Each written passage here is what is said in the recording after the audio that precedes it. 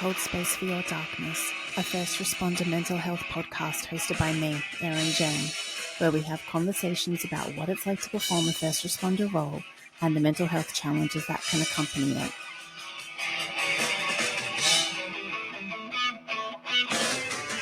Hello and welcome to another episode of I Will Hold Space for Your Darkness, a first responder mental health podcast. I'm your host, Erin Jane, and today I am joined by Michael Morgan.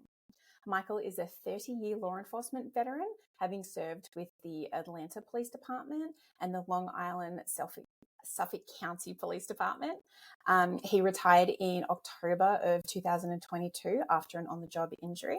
After that, experienced some mental health battles. He turned to plant-based medicines, in particular ayahuasca, to go through some kind of healing and relief. And although his mental health is an ongoing process for him, Michael's mission is now to be an outspoken advocate for the mental health of first responders and veterans, as well as focusing on suicide prevention in those communities. So, Michael, thank you for joining us today. Thank you for having me, Erin. I am honored and humbled, and that's the smoothest intro I've ever received. Oh, really? Yeah, absolutely. Oh, don't worry, I'm sure I'll fuck something up later. So yeah, and if you're comfortable, I'll call you Mike, because I know that absolutely tend to go by that. So you have had like such an extensive, career in law enforcement. What sort of made you join? And I'm assuming at like a rather young age. So what happened was, growing up, this is funny. My father was a fireman in New York City Fire Department, and really? He was actually a cop for 1 year, and it's called rolling over. So he rolled over to the fire department for his last 35. So he did 36 in total. And my father, it's pretty funny, vowed never to have his son or daughter take a civil service exam. He just wanted us to go to college, graduate, have a white collar job, make plenty of money, and not go through what he went through. Yeah. But I never had any aspirations of getting into law enforcement. So I graduated from Hofstra University on Long Island with an accounting degree in 1991. Mm-hmm. I started my job shortly thereafter, October of 91, with a firm in Manhattan. So first day on the job, it's supposed to be really exciting. You're embarking on this new career. You just spent 4 years in college. Yeah. First day of the rest of your life. So get in there, meet, and introduced to a lot of colleagues. And I'm given a task at about 11 a.m. During this task, I end up waking up. I fell asleep with my head in my hand. And I kind of looked to my right. The guy that was training me, who was a bit strange, wasn't paying attention. So I just got up from my seat, went over to another guy I met earlier. He seemed really cool. I'm like, "What's up, brother? You like this stuff?" He's like, "F no, I hate it." I'm like, "There's no way I'm sitting in a cubicle for the next 30, 35 years of my life, making no difference to no one. No one but my close family and friends is going to know whether I lived or died." I'm like, I need to figure out what I want to do with my life. So just kind of went deep introspective, realized that it was law enforcement that I wanted to get into and make my career. At the time, I wanted to get apply to the FBI, but unfortunately, they were in a federal hiring freeze, which went on for like another 7-8 years. So, yeah, it was a while. I guess the Cold War was over. The wall had come down. The feds were shrinking their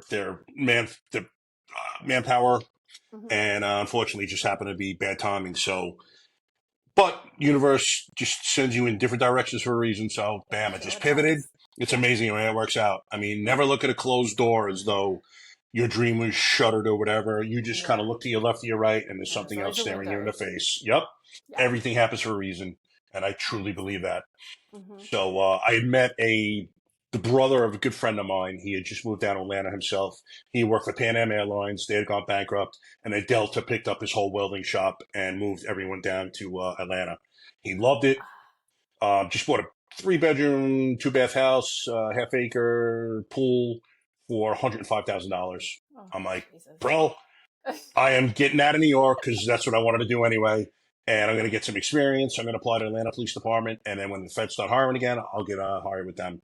So that was it. Applied in November 92, was hired in August 93. I had to wait, went down in August 93, had to wait a couple of months for the next class to go in. It did in November.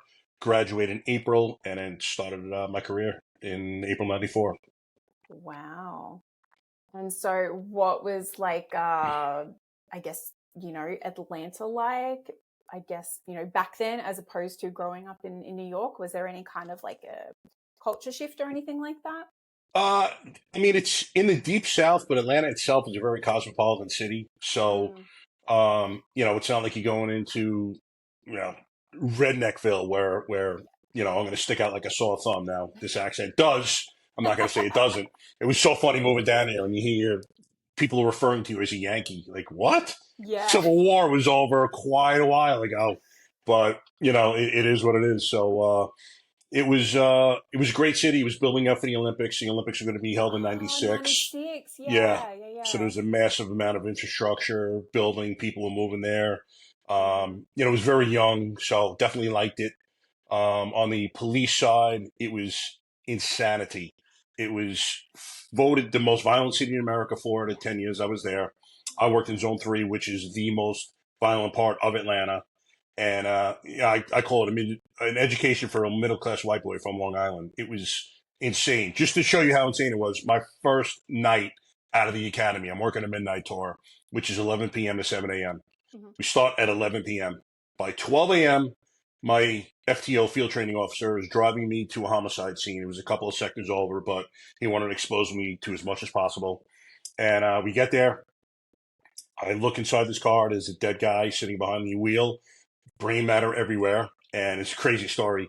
He was actually an Atlanta fire department captain who was suspended for sexual allegations of him being with younger girls. So Oh. while on suspension, he decides that he wants to get a prostitute that night. So he goes, picks up a prostitute who's 16 years old. Then he decides he wants to smoke crack with her. So he pulls up to the local dope boy on the corner selling his wares. And the dope boy looks in the car, and who does he see but his 16-year-old cousin? Takes his gun out, puts one on the guy's head. He's done. Oh. First hour. So it was a crazy story. I guess the allegations were confirmed in one shot there. but Yes, yes. A little bit of tribal justice there. exactly. Starting to make light, Um, but we use morbid humor oh, of course. to cope with everything. It's the half the fun of the job. Um, Absolutely.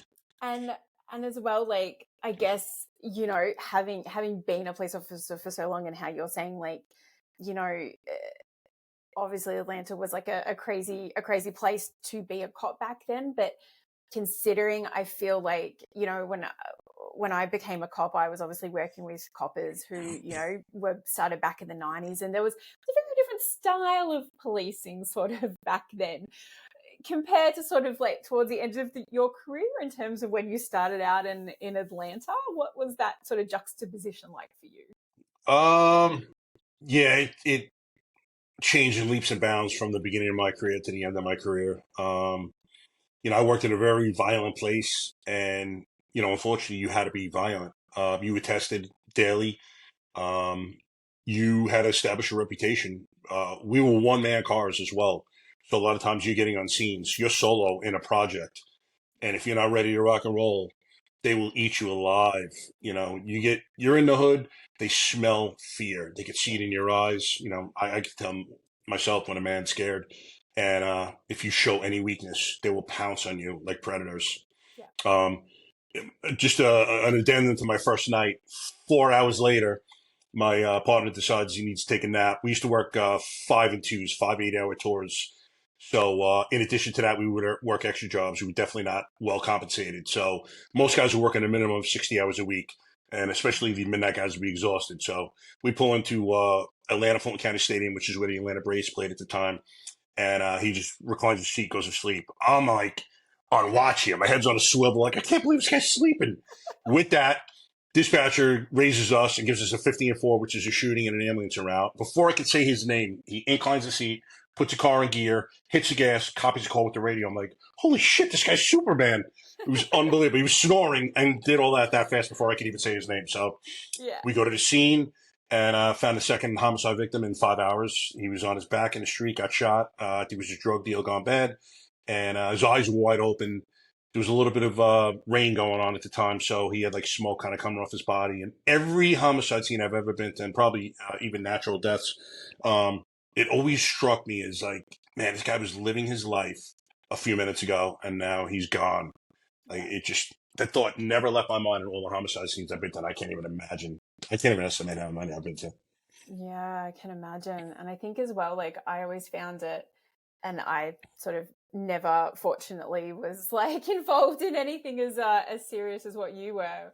But I always found sort of something like I would almost kind of like ask permission to kind of be in there, or sort of, I always just felt like, there's a sense of like depersonalization that we get used to as police officers. And that is, part of desensitization and, compartmentalization. And sometimes we do that to survive, our jobs. But Absolutely.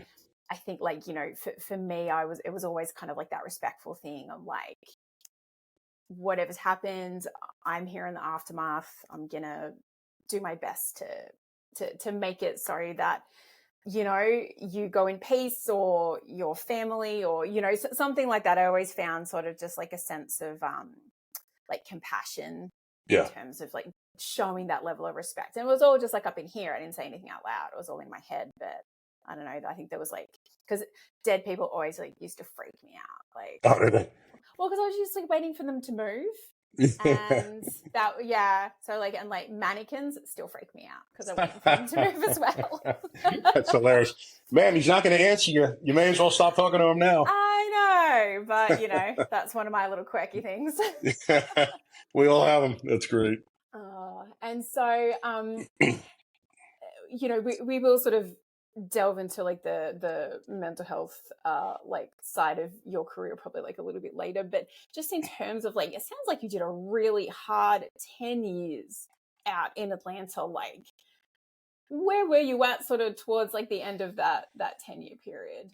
I got transferred to the motorcycle squad about 5 years in, and I would say within those 5 years you're already burnt out. I mean, you're handling. I started off working 3 to 11 tours, and we were probably good for 20 to 30 calls a day.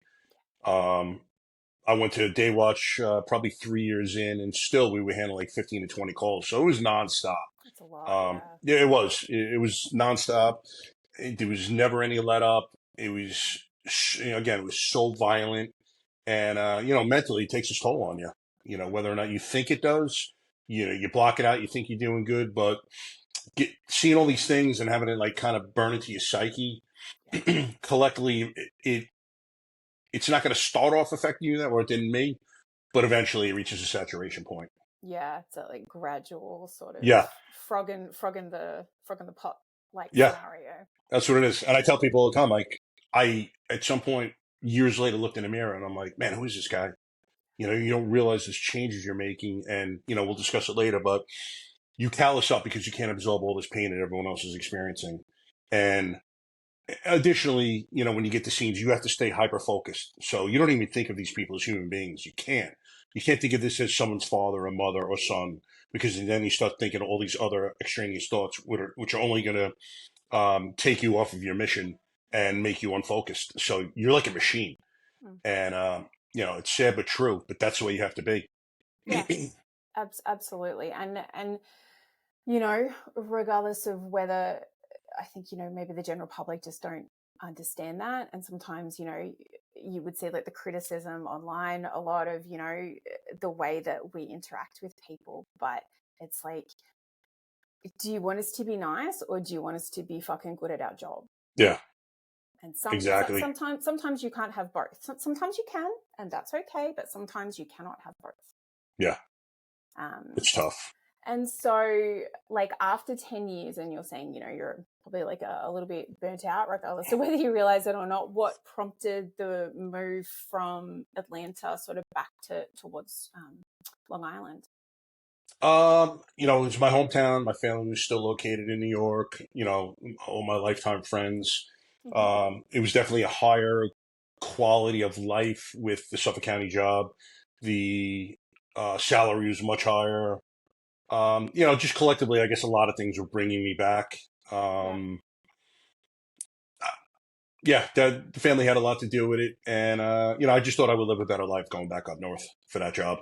Yeah, fair enough. And so was it 2003 that you made that Yes. move? Yep.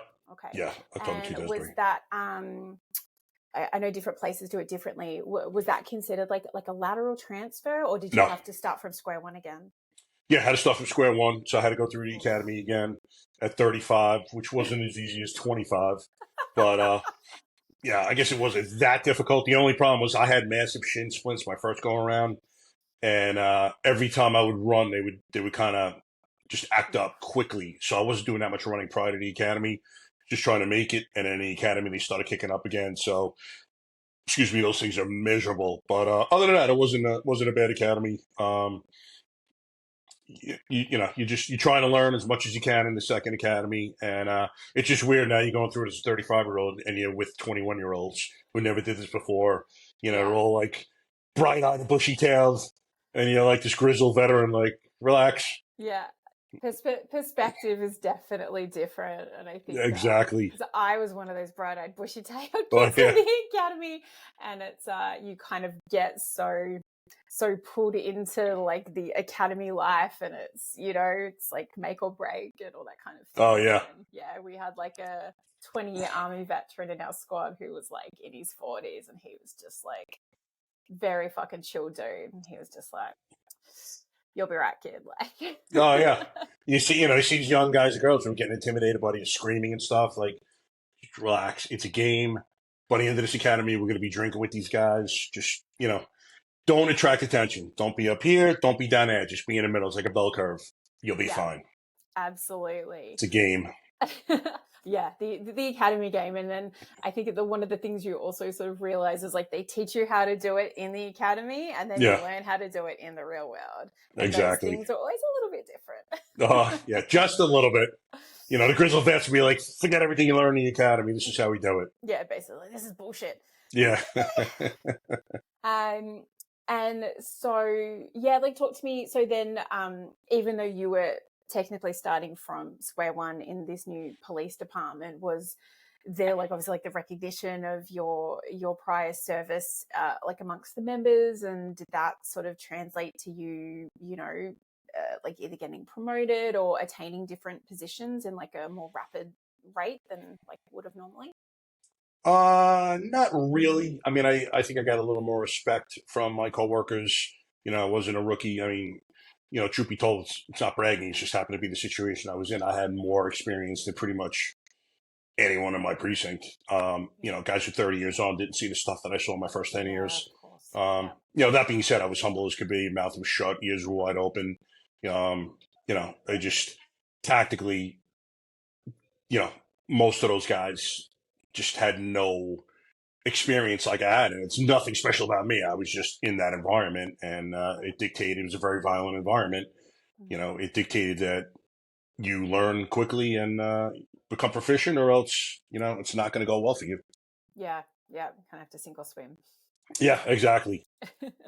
And sort of I understand from our like offline conversations, you sort of had some challenging times sort of around like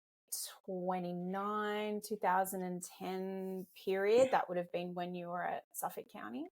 Yes. So during that time, I was married. It was my first marriage, and things were not going well. Um, she had moved up from Atlanta to be with me, but she wasn't getting along with my family. My family was not getting along with her. Truth be told, my family should have been a lot more gracious towards her than they were, but they were not. So I was trying to make everyone happy. No one was happy. I was miserable, and I started taking. I was always prescribed. Well, not always, but I had serious back problems in most of my adult life. So I was prescribed this medicine called tramadol, and I'd always taken it as prescribed. But as all this stuff is going, all this drama is happening, I'm realizing now that this is kind of dulling the pain of everything that's going on. Yeah. And it was funny. I remember I took it. I took a little more than I should have for a month, and I ran out. And then I said to myself, do I want this next month to go smoothly, or do I want to kind of get back to that pain and stuff? And I placed another order. At the time, you could order online, so I'd have doctor prescribe it. And the more I took, I would order it online. And yeah, it just got. It's funny too because I'm anti-drug. I've never done another drug in my life. I've always been an athlete, staunchly anti-drug, and I notice now that I'm taking these things. I became addicted to them, even though you could get it online, you would kind of justify it. But in my head, I also knew that I was addicted to them. And, it became a bad habit to where I was taking sometimes 50 a day. Your tolerance just builds up, so you need more and more and more and more. And I had 8 seizures over a 3-year period using this medicine, and one of which occurred on a January day. I remember I got something out on one of my shelves. I was walking towards my countertop, and that's the last thing I remember. Next thing I remember, I don't know how much time elapsed. I'm taking my ex-wife's clothes out of our closet, walk-in closet. I'm putting them on the bed. So my left side of my face is killing me. And I have no idea what happened. I'm just kind of coming out of this fog. And I walk in the bathroom. And what happened was when I was downstairs in the kitchen, I must have seized and collapsed and fell on the left side of my face on the granite countertop. And my eye was almost closed. My whole face was starting to black and blue and swell up. And luckily, my ex-wife was in Europe on business at the time. So she was going to be away for like, I don't know, 10 days. And there was not many vacation picks in January. So I was able to call up work and just take vacation 5 straight days. So I had 10 days. I just hid from everyone. And that still didn't make me stop. I knew I could have died. My Rottweiler was actually right under that countertop. Thank God I didn't hurt her or kill her. That would have destroyed me. But still didn't stop. And I guess my lowest point when I hit rock bottom was Sunday night. Had a seizure. My wife was there. She went, got the neighbors. They came back. I excused myself, asked to speak to my wife. I looked at her and I'm like, I can't stop this. I need help. And it was at that point I realized I needed to go to rehab. I was trying to stop the usage, so I would wean myself down about 3 or 4 a day, but then the tolerance would go down, so the feeling would amp up again, and it was just a vicious cycle. So ended up going to rehab. It was supposed to be initially an outpatient, but I was taking such a high quantity of pills, they wanted to wean me off slowly. So I went in for 12 days. And it was funny because Blue Cross, the medical insurance company, never heard of anyone getting addicted to this particular medicine, which I can't believe. It's synthetic codeine. That being said, they had like a high level phone call with. Originally, I was going to outpatient. That's what I wanted to do. So it was my ex-wife's uncle, who's also in the medical field. He was friends with this lady who owned the outpatient. Went there, had a conference with her, and then she said, "I think it's probably best if you go inpatient." So she ends up having like this. I think it was like 4 or 5 high echelon Blue Cross executives on this phone call they had, and initially they were declining to pay. And she's like, "They're declining right now. I think they'll come around." I'm like, "Listen, tell them I'm taking up to 50 a day, 8 seizures. I'm ruining my life. So if they want any more proof," and that was it. They put me in rehab. And I remember the first night, I'm kind of looking around and I'm crying to myself. And I'm like, how did I get here? I've tried to live this honorable life. And one thing I illustrate to people is if it can happen to me, who's Mr. Anti-Drug, it can happen to anyone. I'm not saying that out of ego, um, but it can happen to anyone. And yeah, I just couldn't believe I was in that space I was in. So ended up doing what I had to do, got myself right, got out of there, and that it would never happen again, which, it'll never happen again. Yeah. I mean, yeah, But that would have been a really challenging time for you, but you obviously recognized it and went and got the right kind of help that you needed. yeah, I mean, sometimes you have to raise your hand and ask for help. No one is coming to throw you over the shoulder and take you and get help. Once you ask for it, it's there. Mm-hmm. And I'm glad I've gone through it now. I've forgiven myself. It's something I did. It's not me. Yeah. Yeah, we make mistakes. There's no perfect being that I've ever met. We're all imperfect. Yeah. And the beauty of it is that now when I speak to vets and first responders with substance abuse issues, I can literally say, brother, I know exactly what you're going through with no BS. Like I've Yeah. been there myself. Yeah. So, And you know, that level of empathy and insight and understanding, I think, is incredibly crucial for this population too, because it's really hard to penetrate because we're suspicious of outsiders, and it's like, you have no fucking idea, mate. And you're like, well, actually, I kind of do. So yeah, I it's actually just got a DM 2 days ago, 3 days ago from a vet and in the Midwest, and he wrote exactly what was going on with him, and I laughed, not because it was funny. I showed it to my wife, and I said, "This is exactly what I would have written had I been writing to him. Like everything that this guy went through, Started off with his father, very stern father. He thought his middle name was asshole, and just everything he was detailing, all these calls, because he was a police officer in addition to being a vet. I'm like, this is a mirror image of my life story. It was crazy. So we played telephone tag, but hopefully get on the phone with him today and help him out. But it's amazing. The stories are essentially the same. The causation factors of the trauma and PTSD that we suffered may be different, but trauma is trauma. It doesn't matter how you suffered it. It's going to manifest itself in the same ways, and your body is going to physically react to it in the same ways. We all think we're special, but we're just human beings, and there's only so many ways that we could suffer these traumas and adapt or not to them. Exactly. And like you were saying, you were using it as a form of pain relief, but that slowly, incrementally developed into like a maladaptive coping mechanism, which we all do. And especially coppers, we drink, and you just happen to slip into that medicated side of it. But there's a reason it has like addictive properties, because it's strong. It's meant to be erasing your pain.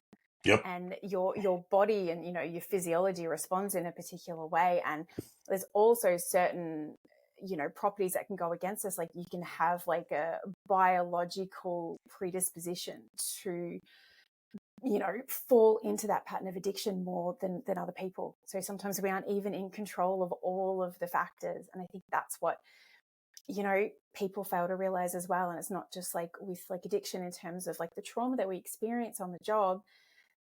We don't all start our careers at the same trauma point. Mm-hmm. Someone can have had this like completely blissful childhood and then walk into something terrible, like your bloody first shift, as a planter, and it just like puts them in a spin.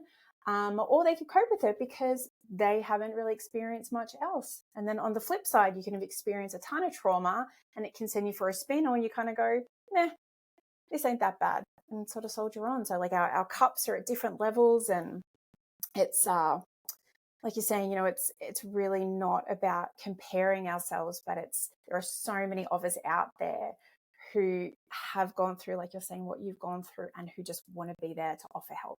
So yeah, absolutely. So beneficial. And at that point that you said we all bring traumas into it, it's funny. One thing I never realized over my 30 years, it's only been since I've come into this space that I am in now. Mm-hmm. And now going back and speaking to guys, kind of retroactively, is that I found that most guys in these warrior cultures did not have good relationships with their father growing up.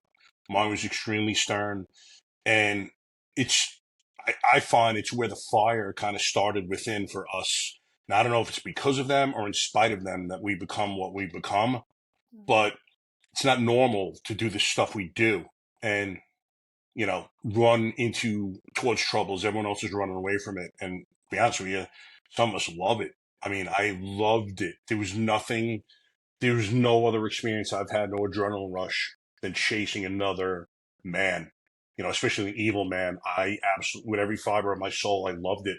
And I say that because, I still, as we'll talk about, develop PTSD, even though I loved like with every fiber of my soul what I was doing.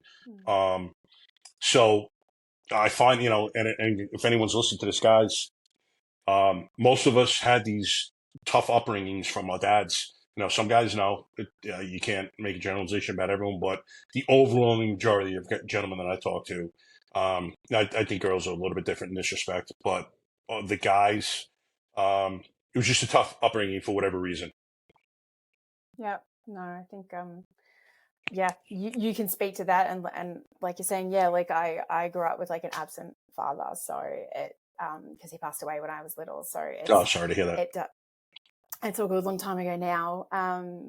But it's that thing, yeah, like whether it's the absence, whether it's a fractured relationship, I think it affects us all very, very differently. And those dynamics do come into play because it affects our, development throughout our formative years. Yeah, so shapes your psyche. Mm-hmm. Absolutely. Yeah, so everything definitely plays its role. And so over like the 20 years that you spent in Suffolk County, were you primarily like uniform patrol, or what sort of other roles did you Yeah, I was on patrol most of my time. At one point, I'd actually started the track to become a detective. So it was they call it a COPE, so it's actually community oriented policing enforcement. You're still uniformed, so you're not answering calls anymore. You're just handling. You'll get quality of life offenses that you deal with, or maybe you could spend more time because you're not receiving calls on drug activity if you want to Yeah. run drugs. But truth be told, there was couple of guys we call the detective squads. So there were a couple of guys in the squads that I didn't really, no one really cared for. And my worst nightmare, because I am not a guy who can hide emotion, what I'm feeling is you're going to see it on my face. I could not sit in the detective squad with someone I couldn't stand for 8 hours a day, 5 days a week. And there were, a couple of guys that I couldn't work with. So I'm like, listen, what am I going to do? I'm going into this position now. Number one, I don't like being inside. And, predominant amount of time, that's what you're doing. You're conducting kind of your investigations once you get back to the office, from the office. Yeah. And two, man, I love being on patrol because I can do what I want, go where I want, be with whom I want. Whereas I can't control that once I go to a squad. So I literally asked my sergeant to go back to uniform patrol. He's like, really? He's like, dude, you can make detective pretty quick. I had a lot of time on it at the time. And I'm Yeah. like, Sarge, I don't want to be honest with you, man. I love being on the street. And it was always the dynamic I wanted. The only thing I would have liked was canine, but it just didn't present itself. I love Yeah. dogs. Yeah. Yes, you do. um, yeah, and look, I obviously went down that detective path, and yeah, I can speak to it. Like sitting in an office with someone you don't particularly like for extended periods of time, it's challenging. Yeah, absolutely. And I'm not good putting on a face. Let's put it that way. I'm pretty genuine, and my mouth's gotten me into a lot of trouble. You're not alone there. That's all right. Yeah. And so towards like the end of your career, I know sort of in I think it was like July 2018, you had sort of quite a harrowing call that you were first on scene for. What can you tell me about that? Yeah, this one's tough, and it'll come into play later when I'm talking about my whole kind of transformation. Mm-hmm. So I got a call of 2-year-old found floating in a pool. So, you go balls to the walls. I remember doing like 120 on Long Island Expressway Service Road getting there. Yeah. And it was me and a guy named Billy Steele, who was a volunteer fireman and a Nassau County police officer as well. They had joined us in Suffolk County. Long Island's comprised of Nassau and Suffolk. So, Billy's great. Was very happy to have someone with me, especially Billy. And we got back there. Someone handed us the baby in the backyard. Billy started doing CPR on the baby. I think he gave me the baby. I think we exchanged, and I continued and gave back to Billy. Yeah. So the baby was breathing. Ambulance rolled up. We threw the baby in with the paramedics, and the parents took off. So, it was just a horrible experience. But the next 3 hours were, I can't even describe them. So I had to wait for detectives at crime scene to come out because they have to do an investigation, make sure, there was no negligence or anything like that. And what happened was, so the grandparents now are the sole occupants of the house when I'm there for those 3 hours. And the grandparents were in charge. They had a family get together of watching the baby. So what happened was all the kids had gone inside and they were playing in the basement. No one knew the baby knew how to get to this access door, the small access door in the basement. And she did. It's amazing what these kids figure out. And everyone else, once the kids went in the basement, went back inside. So all the adults are in the kitchen upstairs. Baby gets out in the pool, and no one knows how long the baby was there. One of the grandparents came out, sort of floating, so they snatched her up. But for those 3 hours, I had to listen to the most visceral cries and screams. It still gets me from these poor grandparents. I have never experienced this feeling in my life. I was crawling out of my skin, and it's thank God it's nothing that's ever been duplicated again. But I, at one point, started welling up. I was there probably an hour and a half into it, and I was about to start crying. So I went to go behind the pool, and it would have been the best thing I could have done, to be honest with you, just lose it. And I said to myself, fucking pussy, you can't cry. These people can't see you cry. If they see you cry, they're going to lose it even more. Plus, your coworkers here, they can't see you cry. Showing emotion is weakness. And, had I done so, gone behind that pole, I think it would have been the absolute best thing, most cathartic thing I could have done at the time. But turned around, walked right back towards the house, and just continued my duties. The crazy thing about that was this was towards the end of the night. Had it been earlier in the day, once this call was over, I would have been back in service, like 2:20, get to the next call, whatever that call may be. With no counseling, no, nothing really, to be honest with you. I'll give the department this. They provided the chaplain to speak to me the next day. And if anyone from the department's watching, so you guys need to do more for the officers, not for me, but in the future, guys need more than that. Is there Chaplain any was great. CISM type of? They have peer counseling and stuff like that. There were definitely a few more mechanisms that these guys are able to access. But the department needs to be more proactive because, you ask us like, nah, we're cool. But after seeing that, you're not cool. No. And I remember talking to the chaplain the next day, and I said, Father, I don't understand. The baby was dead. Why would God let us resuscitate her? Because at the time it was still touch and go. We knew she had an hypoxic brain injury, so no matter what, even if she'd survived, she was probably going to be bedridden. And he's like, Mike, it's a good question. He goes, think about it this way. If she's going to pass, at least you're giving the family time to grieve and, spend time with her. I said, I understand that, but I don't understand why God would let her live in that condition. And he's like, to be honest with you, that's God's plan. He's like, it's really nothing you can question. I'm like, yeah, I understand that, but I am. And one of the worst parts about that was I get a notification about a month or two later to receive an award for this. And I'm reading it. I'm like, I don't want a fucking award for this.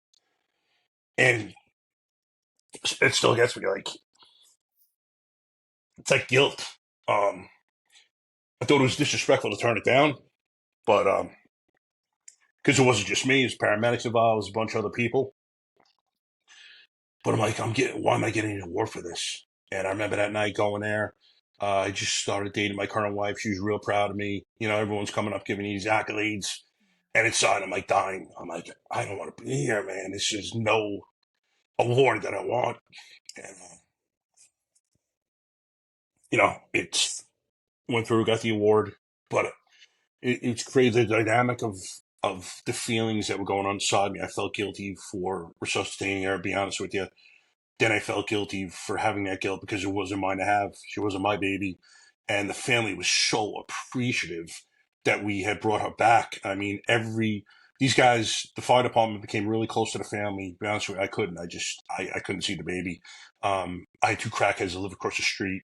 And every time that call came up, I was like cursing because I knew the family would see me there and they would come out. And I always made excuses as to, why I couldn't go in the house to see the baby. And I went in one time and she couldn't make eye contact or anything like that. 24-hour nurse, and they're hugging me and kissing me and like crying and thanking me, and it was like tearing me apart. Now I'm like, I can't have these feelings of guilt. Like these people so appreciate they have their baby, no matter what condition she's in.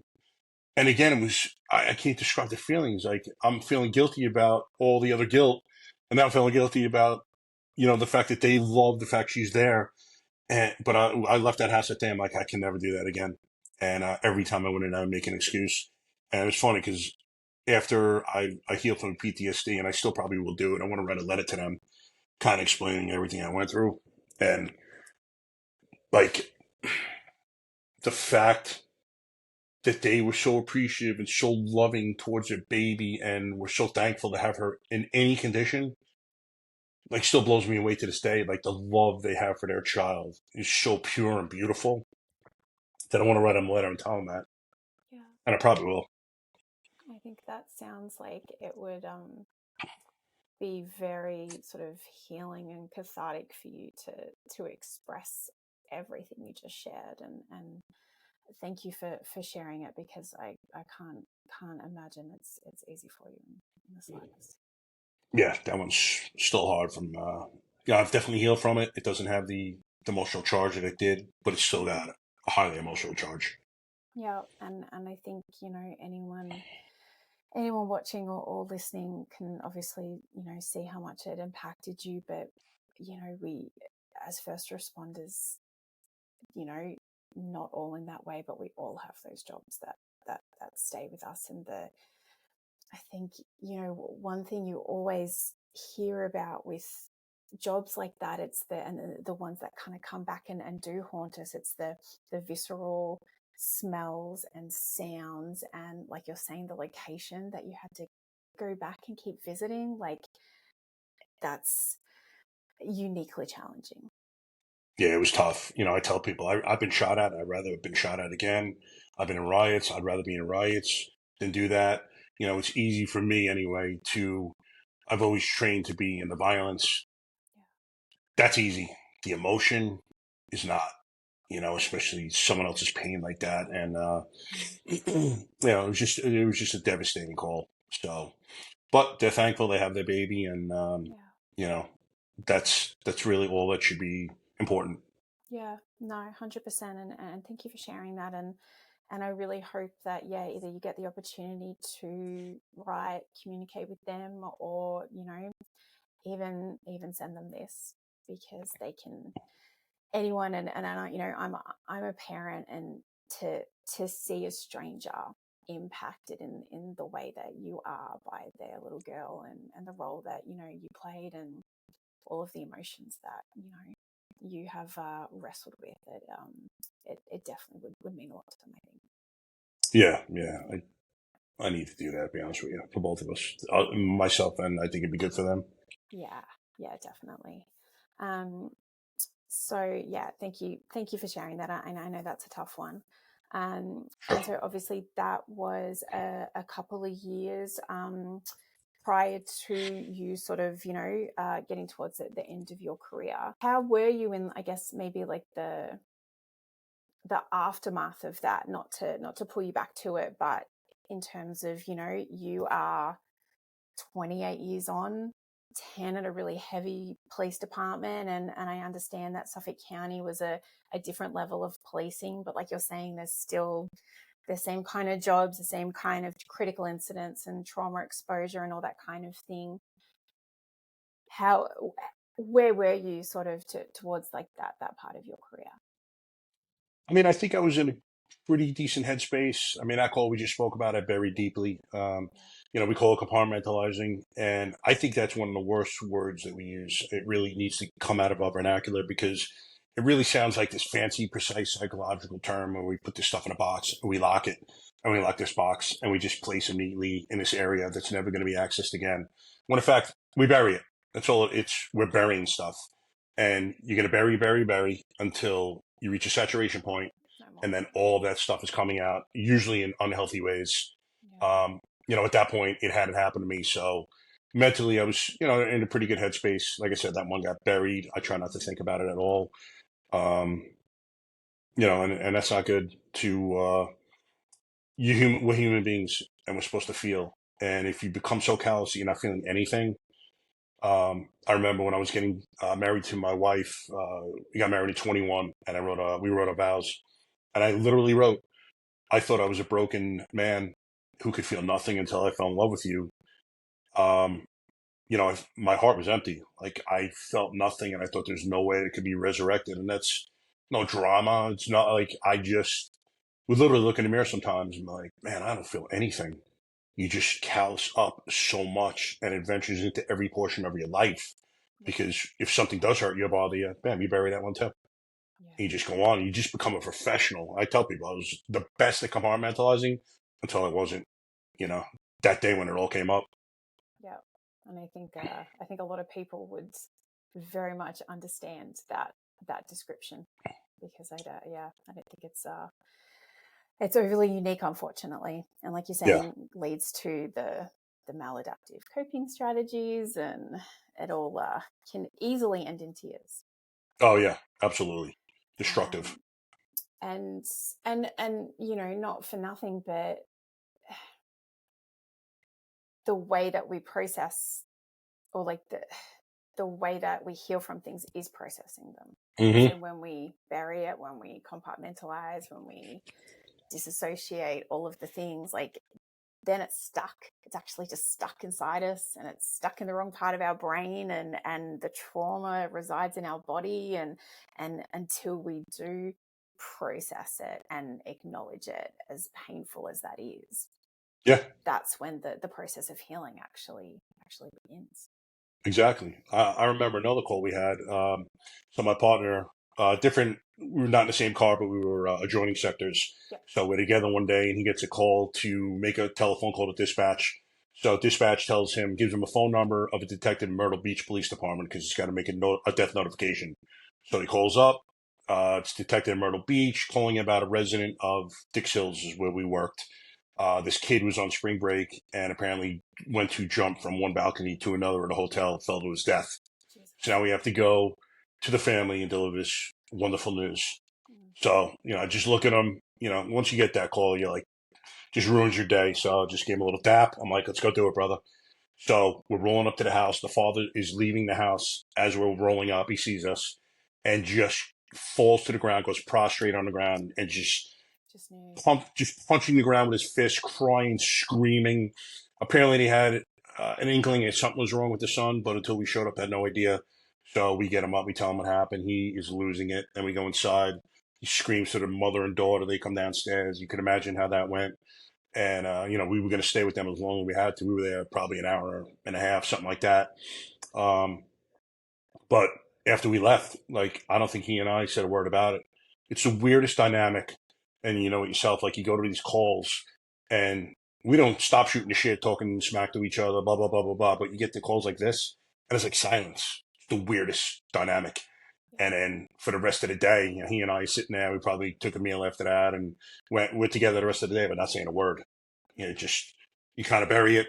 You're not talking about it to each other typically, and you just try to get over it as quickly as possible. And you're not processing it; you're just burying it. And it's devastating. You're going through this family's most private moment, and it's devastating to them. And the last thing you want to do is be there. You want to be elsewhere, anywhere else in the world but there. But you're also trying to treat them like you would want your family to be treated if police officers are coming and delivering that news as well. So you're staying there as long as possible. You have a mom broken hearted hugging you, crying, and again, you're trying your hardest not to lose it. Just for strength for them, and again, you don't want to show weakness.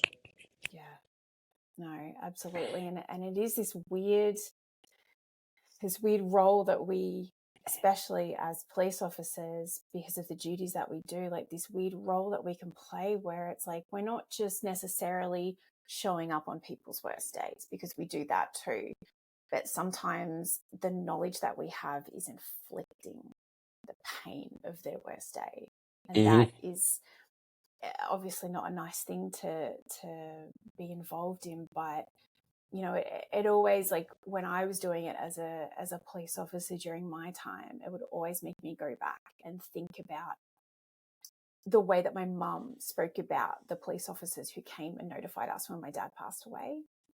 And she would not be able to tell you what they looked like, what their names were, anything like that. But she just always, it was like two men, and she just always talked about like their kindness and that they like they handled it very well. And they had to tell her husband was dead. My dad's mum was also there, so they had to tell her. And I was maybe 2.5, and my brother had just turned 5. Wow. So I look at that from like the policing side, and you go, fuck, that is not a great, situation to walk into in the slightest. But she just was always so adamant about the fact, she was like, they were just so lovely.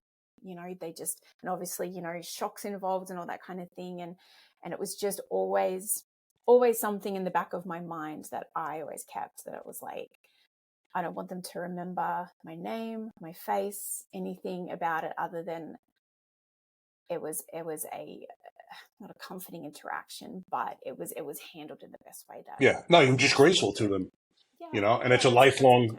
Yeah, it's a lifelong memory. And I remember being on a couple of death notifications in Atlanta with homicide, and they weren't graceful. And I'm, kind of, number one, embarrassed. Number two, I'm like, how would you like it? Thinking to myself, how would you like that news to be delivered to your family the way you just delivered it to them? You know, I understand that death notifications become a little commonplace, Mhm. but still, you're delivering a death notification. That's, you know, it may be commonplace to you as a homicide detective, but it's not commonplace to whoever you're delivering it to. Yeah, And it needs to be delivered with grace and compassion, even if you're talking about a piece of shit. absolutely. Because even a piece of shit has a mum, Yep. and a dad or a brother or sister or whoever, or even a wife and a child, Yeah. a husband, all of the things. So Yeah. They're it's loved by people.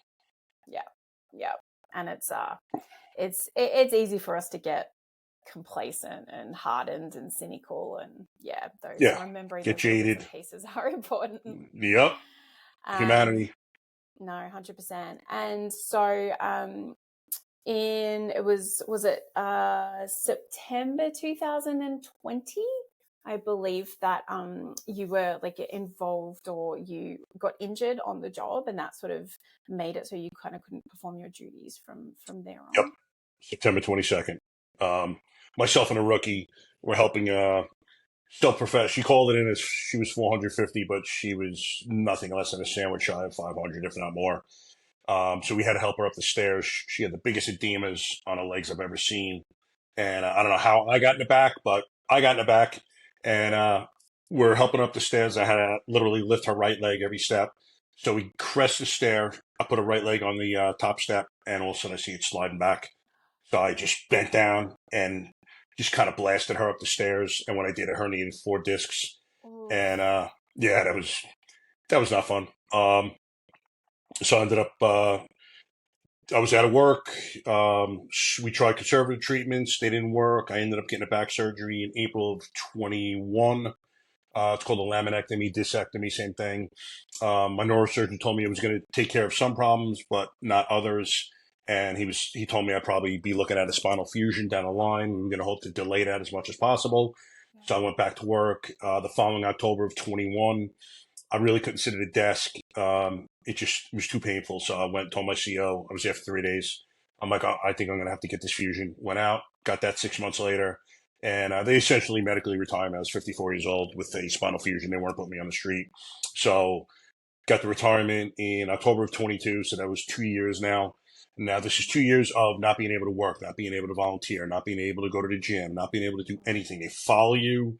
The videotape you getting Oh, into the because car. If you're you get it, on work yeah, cover. Yeah. yep. Now I have confirmed injuries, MRIs, surgeries. It's not like I'm faking this thing. It's not like I'm telling you I have tinnitus, like ringing in my ears or anything like that. Yeah. But they still do what they do. Um, so I actually asked them. The Guide Dog Foundation of America was 2 miles from my house. I asked them, "Can I volunteer there?" Nope, can't do anything. So I literally had no purpose. I'm a purpose-driven individual. I had none.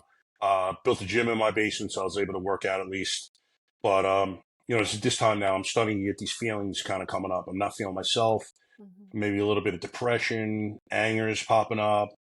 Um, I now have to go. So I get retired in October 22. I have to go through another year of a workers' comp case. Can't work, can't volunteer. Same rules apply. So that's just 3 years. Yeah. So I'm not feeling myself. I'd wake up some days, be in a good mood. I'd get a thought coming in my head, put me in a bad mood the rest of the day. Yeah. My wife's the best. I love my wife. I would say like a crossword to her and be like, "What are you doing, man?" Mm. I mean, like, what are you, a dick? And I just couldn't control myself in some respects. Yeah. And it wasn't like I was doing anything crazy, no physical violence or anything like Yeah. that. Just a crossword here and there, but not something I wanted to be doing. And I'm trying to process these things, but I'm not really sure what the origination is. And I'm not really giving enough credence to the fact that I'm now off a job that I was on for 30 years. I'm no longer this thing that I was for 30 years. I no longer have this camaraderie and brotherhood that I had for 30 years. And that was the part of the job that I loved. It's all gone. I didn't give that serious enough thought. So I remember That's this is grief. probably That's all grief. yeah, it is. It is grief essentially. And, I'd heard about other guys dealing with it, but I was like, I thought I was at peace with retiring, even though it wasn't really my doing. Um, and, I thought I escaped unscathed, to be honest with you. And, in my mind, maybe PTSD crossed my mind a couple times, but frankly, I was like, that's for the weak, man. an excuse, PTSD. And, I always thought there were several ways to get it, and so many ways to get it actually. And I always thought it was something where I had to see like, dead workmates or, I was shot or something that happened to me. It really was nothing after I tell the story that happened to me that was bad. It was being in the midst of everyone else's pain. Yeah. When I look back at all the stuff that hurt me, it was dealing with their pain and being in the midst of their destruction. Mm-hmm. So, again, I mistakenly thought that because it didn't happen to me specifically, that I couldn't have PTSD. So I guess this is going now 22, 23. So probably about a year and a half ago, I'm watching a Sean Ryan podcast. He's got a very popular podcast on YouTube. He's a former Navy SEAL, former CIA contractor, and he's interviewing a guy named Eddie Penny, who's also a former Navy SEAL, Team 6 guy, which is like their upper echelon. And Eddie is recounting the story of Extortion 17. And that's when a Chinook went down. In addition to all the flight personnel aboard, 17 SEALs were killed, one of which being his best friend. And Eddie's recounting the story, and he's visibly upset, rightly so. And I don't know what it was about him telling the story. I don't know if it kind of told me that it was okay to get emotional, but I thought about that 2-year-old baby in the pool. It popped in my head, and I started crying like a baby. And what's amazing, most amazing to me to this day is my first reaction was to look in the house to make sure that my wife had not come home from food shopping because I was embarrassed to be crying, showing emotion. And my wife's, first of all, life coach. She's into this higher consciousness. She's the type of woman, if I cry, she'd be like, let yourself cry more. She would never look at me with scorn or anything like that. But yet that was my first reaction. Yeah. And as I'm going through it, I kind of like the snap of a finger, realized like, I think I have PTSD. And now all these other calls started popping up that I buried. I'm like, holy shit. And in watching him and others on Sean Ryan, all these guys are talking about coming back from war, broken men, substance abuse issues, rage issues, depression issues, TBIs, and they're talking about using these plant-based medicines to heal. So that's the first time I became aware of them. Mm-hmm. Didn't think that it was applicable to me, but as I'm watching Eddie's video this particular time, I realized I'm like, I need help. And I didn't think traditional therapy or counseling was going to do it for me. I don't think I was going to talk to a man or woman behind a desk who's never seen anything. I'm going to tell them what I've been through, what I've done, what I've seen, and they're going to be able to help me. Just didn't appeal to me as a method that was going to be successful. And then I really started thinking about these plant-based medicines, and I was planning a trip to Peru because I said to myself, I have to try it. I told my wife, and she was like, okay, so we'll go to Peru. And then as we're moving to Florida last December, she's doing some research, and she found a place called Soul Quest Ayahuasca Church in Orlando. Mm-hmm. And that was it. We had planned our ayahuasca journey this past March, and it was like the most incredible thing I've ever experienced in my life. Wow. And I mean, one thing that you sort of mentioned as well, like I think it's getting out there a little bit more now, but the thing of so many people associate PTSD with soldiers and, rape victims and natural disasters and stuff like that. And it really is this, not like misinformation, but I guess like a lack of knowledge and information about how we as first responders are, that constant exposure, like you're saying, to other people's tragedy and trauma and emotions, and it's always going to take an effect, and so I think it's I'm glad you were able to sort of slowly recognize it about yourself, instead of it spiraling off into a challenging place for you. And so, and again, like, realizing that you're kind of like, okay, therapy helps people, traditional medication, is great for some people, but you obviously know yourself well enough to go, it's not really what I'm seeking. And then obviously discovering, these plant-based options, it kind of spoke to you a little bit more. Yeah, absolutely. I mean, Yeah. it's the second time in my life, really, I was raising my hand saying I need help. The first was the painkiller addiction, and here again, I'm like, I need help. And Yeah. we have to you have to put that ego aside, especially men. If, there's help out there, there's no one is going through this life unscathed with various traumas, and there is no shame in saying you need help. It could just be something as easy as going to traditional counseling and maybe you have a little hump you need to get over, or it could be something devastating. But additionally, I tell guys and girls, life is about perspective. Yeah. And one thing that I really harp on is do not make yourself a victim, especially if you're a warrior. Number one, your mind's not going to be able to reconcile. If you're a warrior, your mind cannot reconcile the fact that you're going to make yourself a victim. Yeah. So instead of the woe is me, I only have bad luck, why is this happening to me? Fucking turn that around. Yeah. Total 180, empower yourself. Thank the universe for every single thing that it puts you through. I mean, everything. It can be the most devastating pain, death of a loved one, relationship, whatever it is. You're getting tested for a reason, but you have to feel the pain. You can't dull it. You have to go through it. You have to heal it. You come out on the other side. You're going to be stronger. You're going to be more resilient. You're going to be healthy. It's going to allow you to have healthy relationships. You're not going to have people to depend on and look to for your happiness. You're going to be happy internally, and I get a little intense about this because really your thoughts dictate your actions and the way your life is going to be led. No, absolutely. And it's physiological. The more negative your mindset, your brain rewires that way. So if you think negatively, then all you're going to see is negative shit. And that's going to be your perspective. And like you're saying, Yep. when you're proactive about it, even if the initial thing you see is negative, you can do like that little bit of like cognitive reappraisal and be like, okay, like, yeah, that was shitty, but like, what's the good part that's come out of it? And even, that's why there is like such that movement of, like post-traumatic growth. Like after going through something horrendous, it can actually change your entire perspective on life. Yeah. And it's obviously, something that you have gone through. And just before I get to the ayahuasca, which I have been practicing. Nice. Perfect.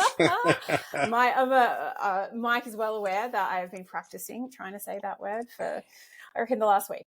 It's just it had my number. Yeah. You conquered it. Wait, I'll stuff it up eventually. Where you were at, like, when you sort of watched this, and it sounds like a wonderful like program, a podcast that really spoke to you, and you found this as an option, all of the different emotions and things that you were feeling was at any point, and as long as you're comfortable answering, did you find yourself having any kind of like suicidal ideation or thoughts or plans, inclination, anything like that?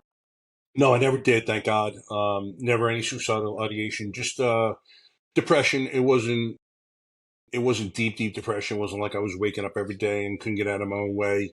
It was it just I my analogy would be to where when I was younger, I would wake up on a Sunday and have 8 hours of schoolwork that day. It just wasn't happy. It wasn't this morbid depression, Yeah. but I just, it wasn't myself, and it wasn't, I just wasn't that happy. Yeah. All right. No, thank you for sharing that. I just Absolutely. was wondering if that was, something that ventured, or you ventured down that path, because obviously a lot of people in your situation do, especially come retirement, and retirement isn't necessarily specifically on your terms. I think it's a really challenging pivot for a lot of people, especially a lot of men who have had that really identifiable career for so long. Absolutely. So talk to me about ayahuasca. All right, ayahuasca. It's great. All right, so I was watching the podcast, realized we had to do it. We booked our journey this past March. All right, so we drove up to Atlanta. It's about 2.5 hours from where we live. So it's going to be a Friday. It's going to be a weekend retreat. So you drink Friday night, Saturday, and then Saturday night. So 3-ceremony weekend. Friday you get there, you kind of shown around the grounds, you give it an orientation, told what to expect, kind of the etiquette as well. Shortly thereafter, you're brought back to the back of the property, the ceremonial area. It's outside. Nice area, kind of like an open yard. There's some trees in the middle. There's a big fire pit in the middle. There's 2 buildings where people go if they want a little more of a silent journey. And then the perimeter has alpine chairs. I think that weekend that we drank, there's probably 35 people in attendance. Speakers in the perimeter as well. You have, nice new age music playing during the ceremony. Um, as we're preparing, I'm nervous. I have no idea what to expect. In your mind, you kind of throwing around scenarios like, what if something gets stuck when I'm in this experience, and it doesn't go back to what it Did was. you do any kind of research as to what the properties were of ayahuasca, or Yes. Yep. Yeah, we definitely did our research, watched a bunch of videos on people, explaining their journeys. The amazing thing about ayahuasca is that two vines have to be used. Yeah. There are 80,000 vines in the Amazon. So the fact that, because one of these vines is an MAO inhibitor, and if you don't use it, the second vine that provides the psychedelic effects will not work. Yeah. So, excuse me, in used together, it's a beautiful medicine. Used separately, it does nothing. So the fact the universe or whatever higher power told the first person thousands of years ago to use these two vines should tell everyone all they need to know. I mean, I would love to get a statistician tell me what the odds are of that happening, to be honest with you. Yeah. They're astronomical. Yeah, so absolutely. Yeah, it's amazing. Maybe just, and before, because I definitely want to hear about your experience, but some listeners, and I know before we spoke originally, I've heard of the term, but I didn't really know anything about it. What can you tell our listeners about sort of what actually ayahuasca is? Obviously, it's a plant from the combination of two plants from the Amazon. Can you sort of explain it a little bit more, or a bit about the history or anything of it at all? Yeah, I mean, it's been used for thousands of years. It's considered sacred medicine. I consider it sacred medicine myself. Yeah. Tribes of the Amazon would use it to find higher consciousness, to heal various traumas that they suffer. It's number one, it's a plant-based medicine. It is not a drug. People think that it's a drug. I want to make that 100% clear. It's not a drug. It's not something that's ever going to be abused. It's not something that makes you feel euphoric. In no way, shape, or form is this something that you're going to want to do continually. Some of this journey is profound pain. It's not like you take this stuff and you just experience sometimes this enlightenment and everything's great. I mean, people go through profound pain to get to the other side. Yeah, really. I mean, you'll be in a ceremony, you'll hear people cursing, screaming, crying. I'll be honest with you, I think it's beautiful because people are healing. As much pain as there is in the area, in the space, there's healing going on as well. And, I remember I'm always awake. I sit in my alpine chair. A lot of people will get on mats and fall asleep. I'm always awake, and I'm constantly looking around, and I just think it's one of the most beautiful experiences you could ever have. Just seeing all the healing, as much as there's profound pain, people are healing from it. It's just a beautiful thing. Yeah, that's amazing. So, prior to our conversation today, I did a little bit of research so that I would understand. Yep. What A DMT. That's the one thing I wanted to tell you. so DMT it's is dimethyltryptamine. Yep. Is it? Yeah. And so, Yep. So it's classed as a hallucinogen, but it has serotonin-like properties. And you're saying that it's there actually aren't addictive properties like Correct. opioid sort of similar type of thing. And the translation of it, I think it had a couple of different translations, but what I sort of liked, it was either vine of the soul. When I was doing my research, I was like, that sounds sort of sweet in terms of what you've sort of spoken about, the sensation is and it's been used for medicinal and spiritual purposes for thousands of years, and dating back to at least 3,000 years ago. And this is just sort of from a couple of notes from the research that I had been doing, but produces powerful changes in people's levels of awareness and their consciousness, and which is basically what it's central to the therapeutic benefits that people get out of, is because of that change in awareness and that change of consciousness, and what you sort of experience during that time. Would that be accurate? Absolutely. And yeah, it can it can, increase mindfulness capabilities, cognitive flexibility, and emotional regulation, which, like you're saying, all like the different things that you process through. And probably one of the main things that I wanted to say before I want to hear about your journey on it was with the like the altered state of awareness, and like you're saying, people can actually re-experience like these negative memories, negative emotions, like traumatic things that have happened. But part of that journey, it sounds like it's developing a new perspective on them, or like a new perspective on like problems that are causing them like emotional distress or dysregulation and all that kind of thing. Does that sort of cover it a little bit? Like, Yeah. I mean, I think it's actually it's the best researched material I've ever had in someone interview me. But yeah, it's absolutely everything you say is true. You know what? I'll send you the journal articles, because there's like a few, and it sort of, if you're Absolutely. into reading that kind of stuff, yeah. No, absolutely, that'd be great. Yeah, nothing. Yeah, I definitely want to educate myself as much as I can on everything. Yeah, but I'm a nerd. I can't help it. Nothing wrong with that. My wife's a research nerd too. But so you're saying that, they're basically like they brew this drink. It's from like these two separate plants that don't work unless they're put together. And you're saying like, nervous and apprehensive and everything about it. Like, tell us about that experience for you. Yeah, absolutely. So we get brought to the ceremonial area. Like I said, it's very sacred, and there are several not really.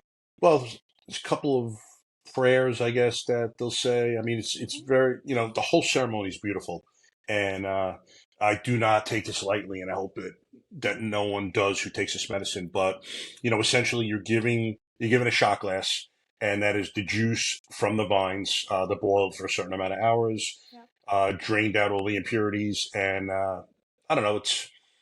I'm trying to think like the consistency. It's a little bit thicker than milk. Not the greatest tasting thing in the world, but I heard shoot it down. Bitter. Yeah, it's bitter. I mean, it is what it is. I guess no one's really going to want to keep drinking it for the taste. I guess that's one good thing. Maybe that's why the universe did that. But moderation with this stuff. But essentially, you shoot it down, and then it's funny. Once you take it, you kind of everyone's just sitting there, kind of waiting for the effects to take effect, and it varies on times. For me, it's probably about 45 minutes in. I remember the first journey, about 30 minutes. I'm looking at my watch. I'm like, son of a bitch! Don't tell me this isn't going to work for me. Bullshit.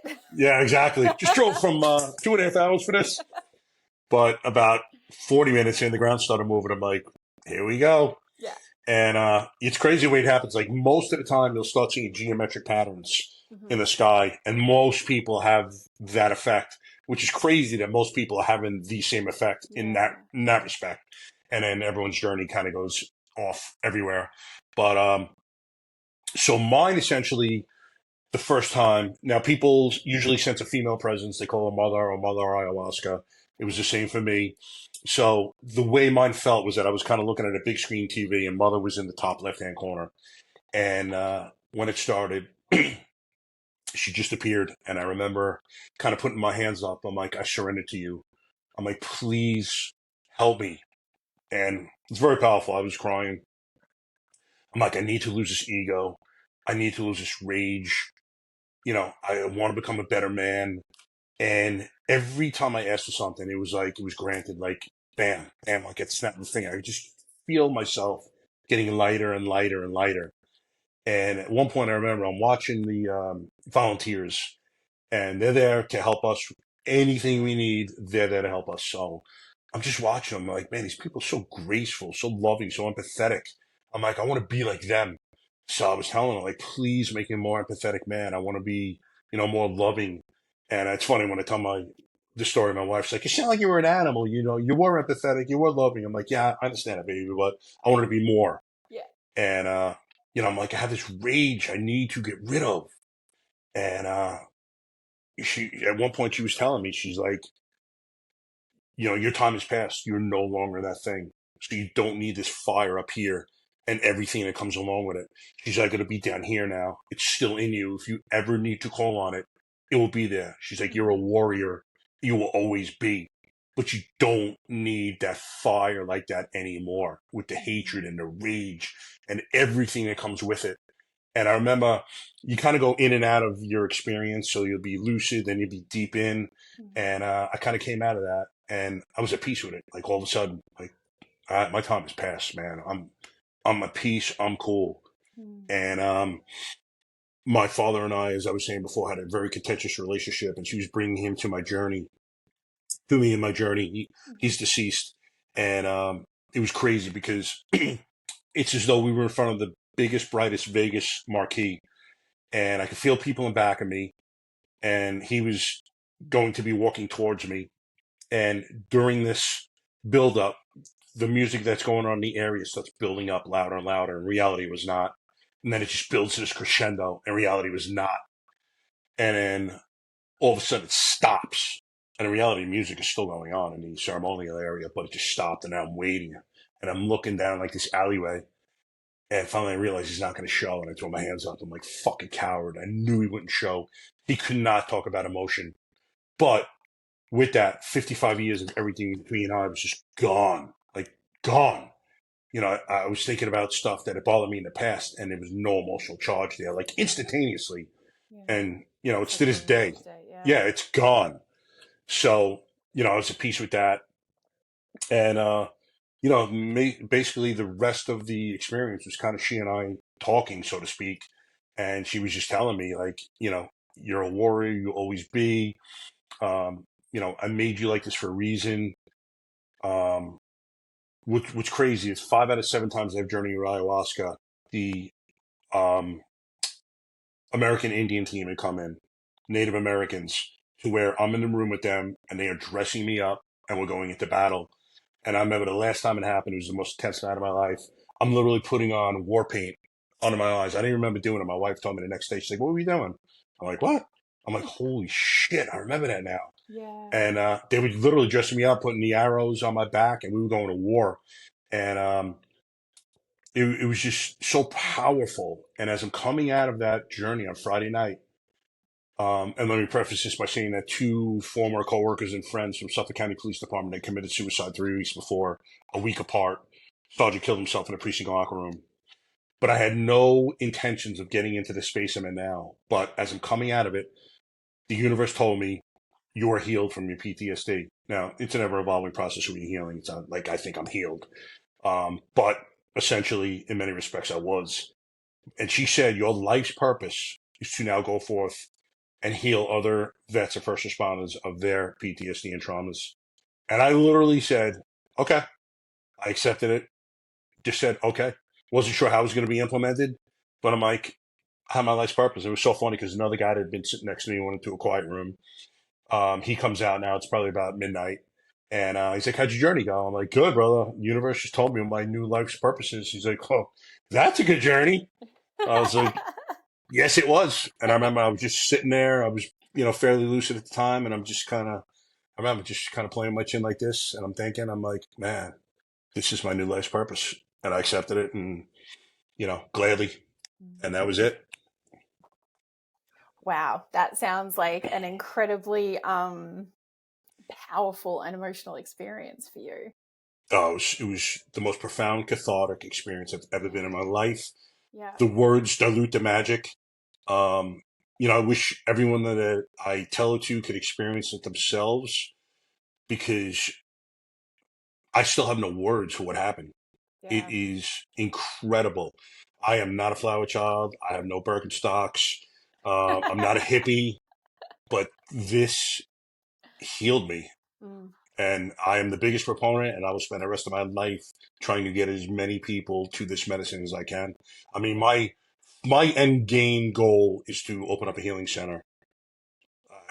That's just seems like my life's purpose, and I would love to do it. So yeah, no, that's really amazing, really powerful, and I guess like probably important to note for anyone listening and who's like, oh, this kind of sounds kind of cool. Like there's no part of you that actually like loses consciousness, it's what's considered like an altered state of consciousness. Correct.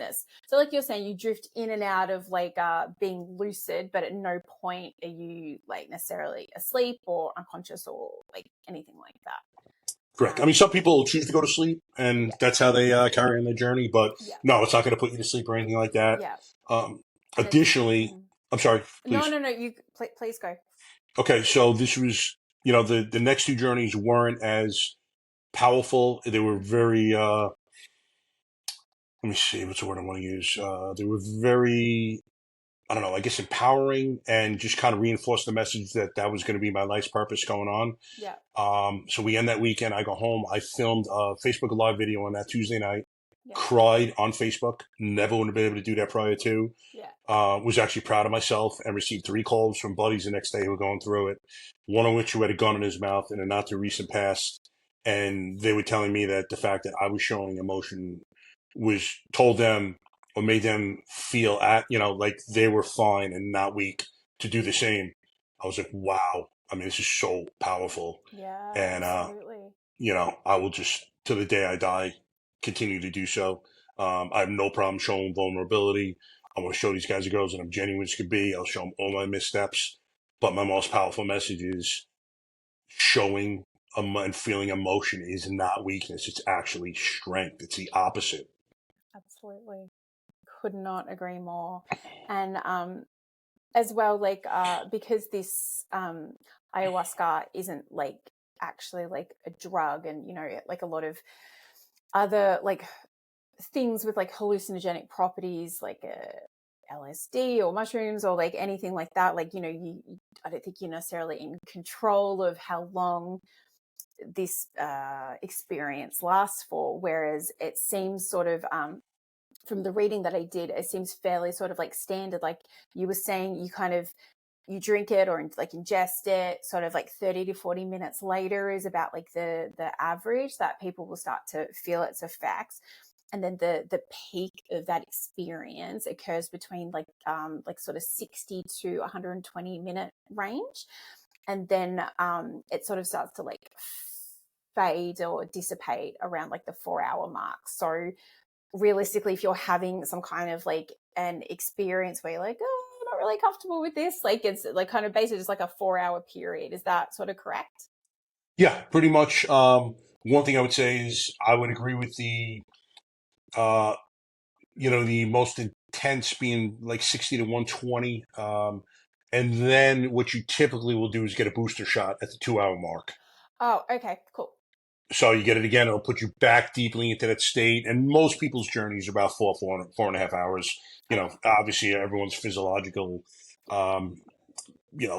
effects are different. So some people will take longer. Yeah. Purging has a lot to do with your journey as well. Okay. Purging essentially is throwing up, but it's much more symbolic than that. It's essentially getting rid of stuff that no longer serves you, kind of getting rid of the toxins and poison in your body. Yeah. And I don't think you really go into the deep state until you purge.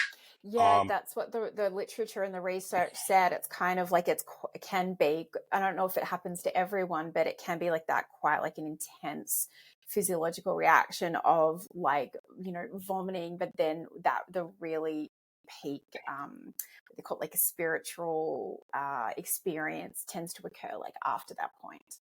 Yeah, it has for me. This is a funny story. On the most intense night of my life, I was about to purge and I'm staring at the fire. And it was crazy because multiple people the next day said, I've never seen more intensity than you had in your face just staring at that fire. So as I'm staring at the fire, I'm like kind of rocking back. It was insane. I had no shirt on. I never walk around with no shirt, even though I'm sitting here with a sleeveless. But I didn't even realize I took it off. That's how crazy it was. I kind of looked and I see all my tats. I'm like, where's my clothes? And my shirt and sweatshirt right next to me. But as I'm about to purge, I do, as I'm purging, I'm like kind of kidding around Mother Ayahuasca. I'm like, I can take anything you give. Now, normally I'll purge like 4 or 5 times, put it down, I'm done. I purged 20 times this particular time. I've never done it. I literally am 4 to 5 times every time. 20 times, on a 20 time, I said, Mother, I apologize. That was ego. That was ego. And I literally stopped instantaneously. It was unbelievable. Mother Ayahuasca was like, fuck you, buddy. Yep, that's exactly what she did. She's like, all right, you want to play, motherfucker? Let's see what you can take.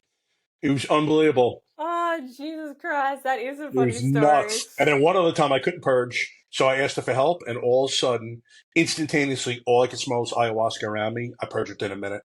It's unbelievable that she'll Yeah. give you what you ask for sometimes. Yeah. And so like you're saying, like, so you've done it, I think it was, did you say 5 or 7 times? 7 times total. 7 times. And like, I guess sort of talk about like you're saying that it has aided in your healing journey, because obviously, we don't always necessarily like completely heal from PTSD. It's just something that we learn to live with. But your healing journey and finding relief from it, like, is it something that is kind of like, you do once a month because that's kind of what keeps you in like the like euphoric sort of after effects of it? Or is it something that you can like kind of feel a sense like building up in your body where you're like, I need that experience again? Sort of like talk to me a little bit about that.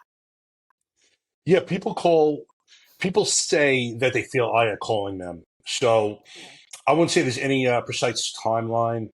Um, I'm starting to feel that call now, and the last time I consumed was what were we in? May, July. I think July. Yeah, the last time I consumed was July. But I'm kind of feeling it calling me again. My mom passed away in June.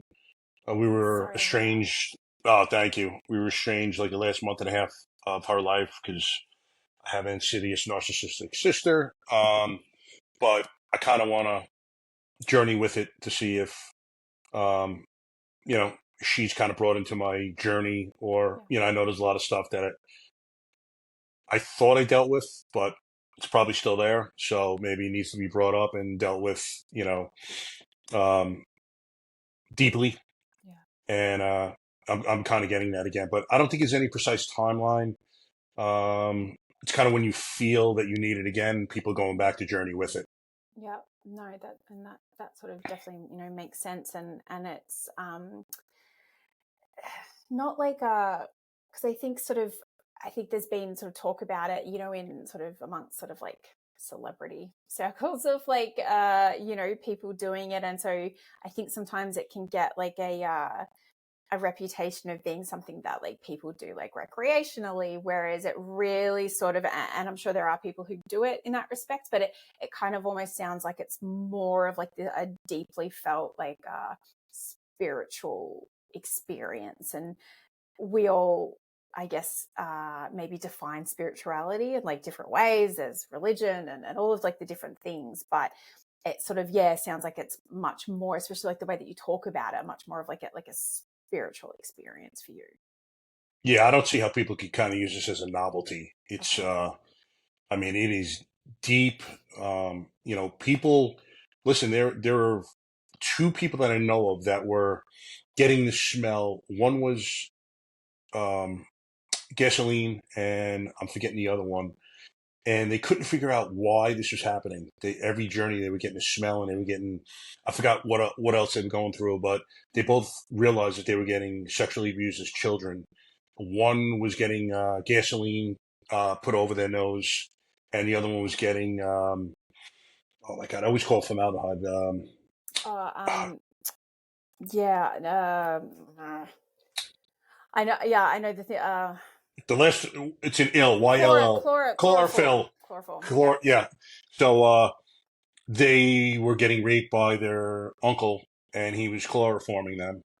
And it's amazing where this medicine take. Like they had no idea, and then these memories were so repressed, I was and then gonna they brought it say, up. yeah, I mean, that unfortunately, altered state of consciousness yep, allows it to come to the yeah. forefront. So there are people going through some incredibly profound pain. Yeah. Unfortunately, there's so many sexual abuse victims out there.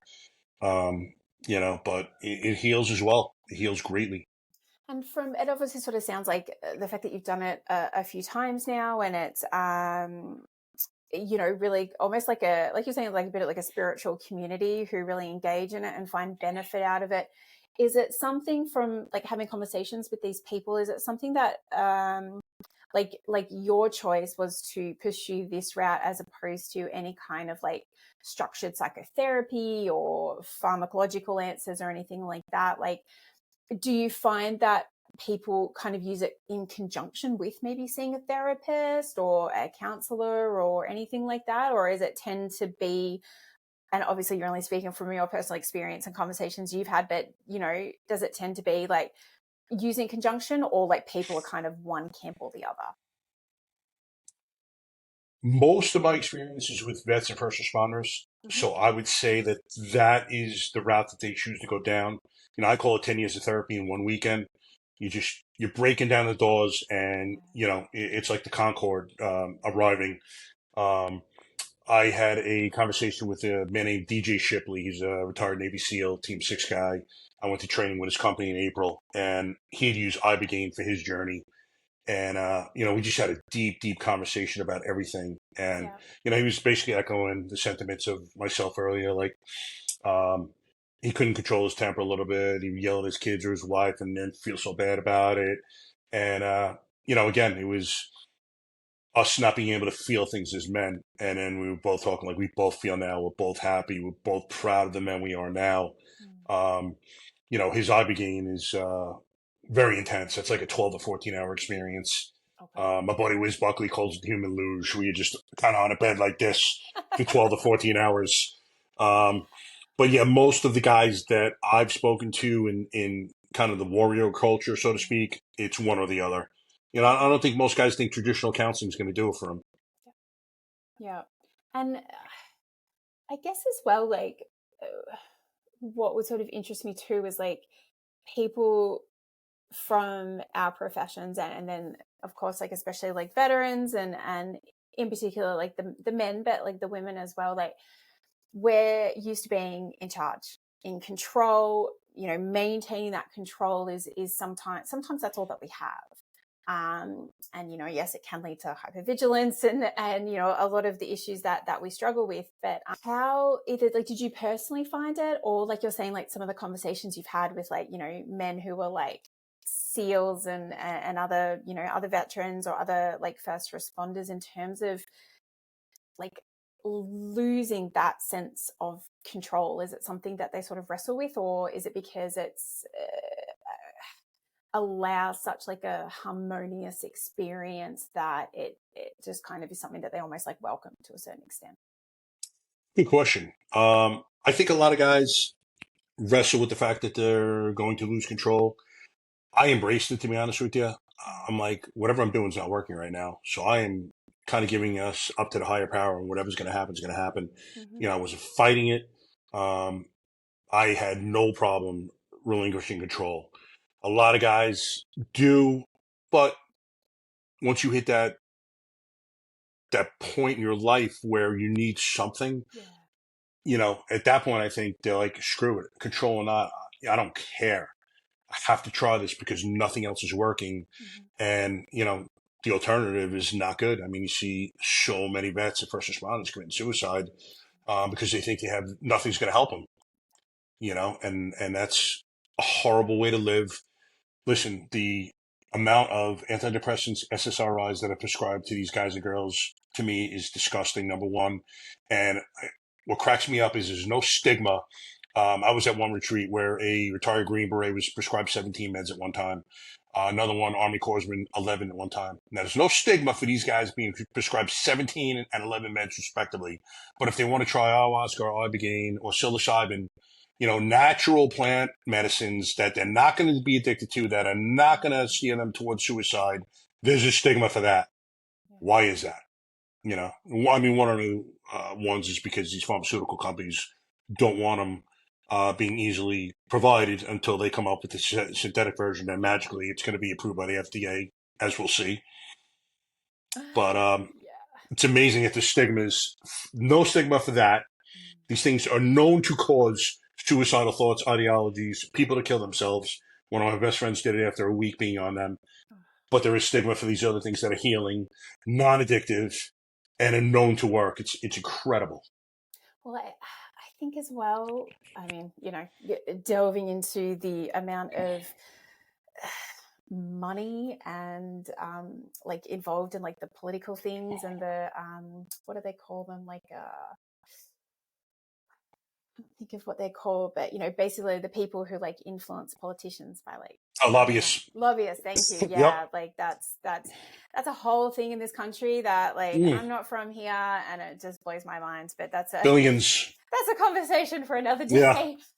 Billions. But I think what is probably like one of the most important things to take away from it is that I think healthcare and mental health and wellness, it's a fucking spectrum. And so like you're saying, what works for one is not going to work for another. And like even trying to, for people who do go down the path of, like antidepressants, like one will work amazingly. Another one, like you're saying, will give them suicidal ideation or just will not work with them whatsoever. Like different things work for different people. Ayahuasca's like worked for you, just freaking exercising and getting the eating right and changing their diet and all that kind of thing works for other people in terms of depression. Like it needs to be like this holistic, not just like a holistic approach, but like holistic option and like a continuum of things available for people to be able to find what works right for them. And realistically, at the end of the day, all that should fucking matter is getting people healthy. And in particular, our veterans, in particular, our first responders, because they're the ones putting themselves out there, whether it's defending their community, serving their community, or serving their country. And then a lot of the time, they're just fucking left out to dry. It's like, oh yeah, cool. Cheers, mate. Thanks for your service. Like, go fuck yourself now. And it's disgraceful that they will pump billions, probably even trillions of dollars into wartime efforts, but yet they don't fucking look after these people when they come home.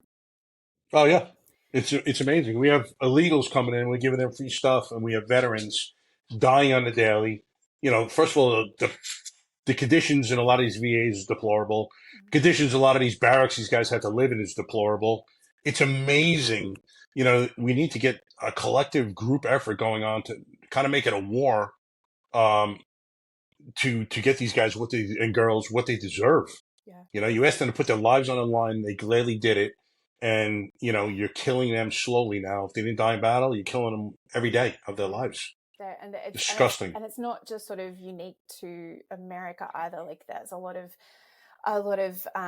stuff going on in like the veteran community in Australia at the moment. They just did like a royal commission, which is kind of like a congressional investigation, basically like that, about like the suicide rates of veterans from our country. And they're going through and like withdrawing people's commendations and awards for like our version of like this, like SEALs, like our SAS.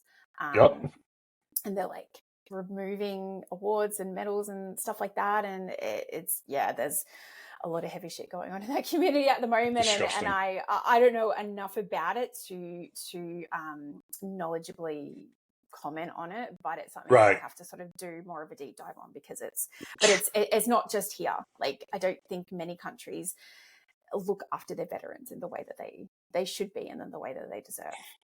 And then, absolutely. And then that functions into our first responder populations, because I mean, how many veterans leave and then they come and they become a firefighter, they become a cop, they do all of the things. And so it's incredibly frustrating.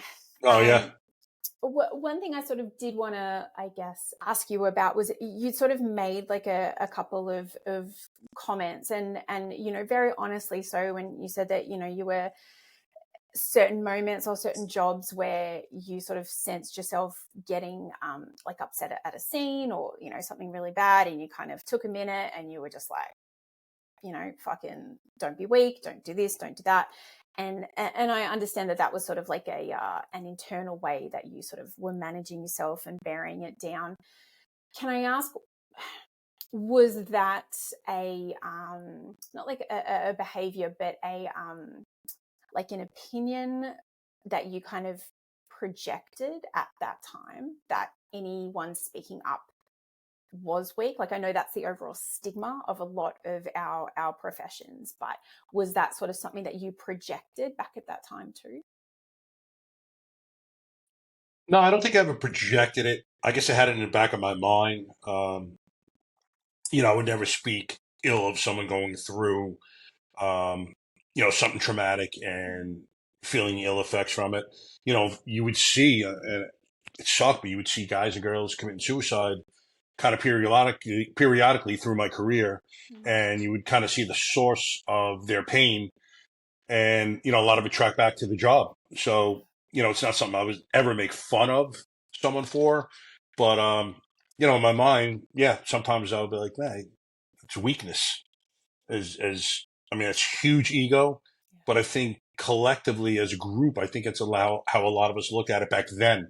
Yeah, yeah. Um, And so I know you had previously mentioned, and it was something that I looked at before we jumped on our conversation today, that there were a few sort of suicides within your police department. And I think from what I looked at, it was like in February of just this year that there were 4 suicides in the Suffolk County Police Department in a 4-week span. It was 2 police officers, a probationary officer, and a sheriff's deputy. Is that yep, correct? yep, that's correct.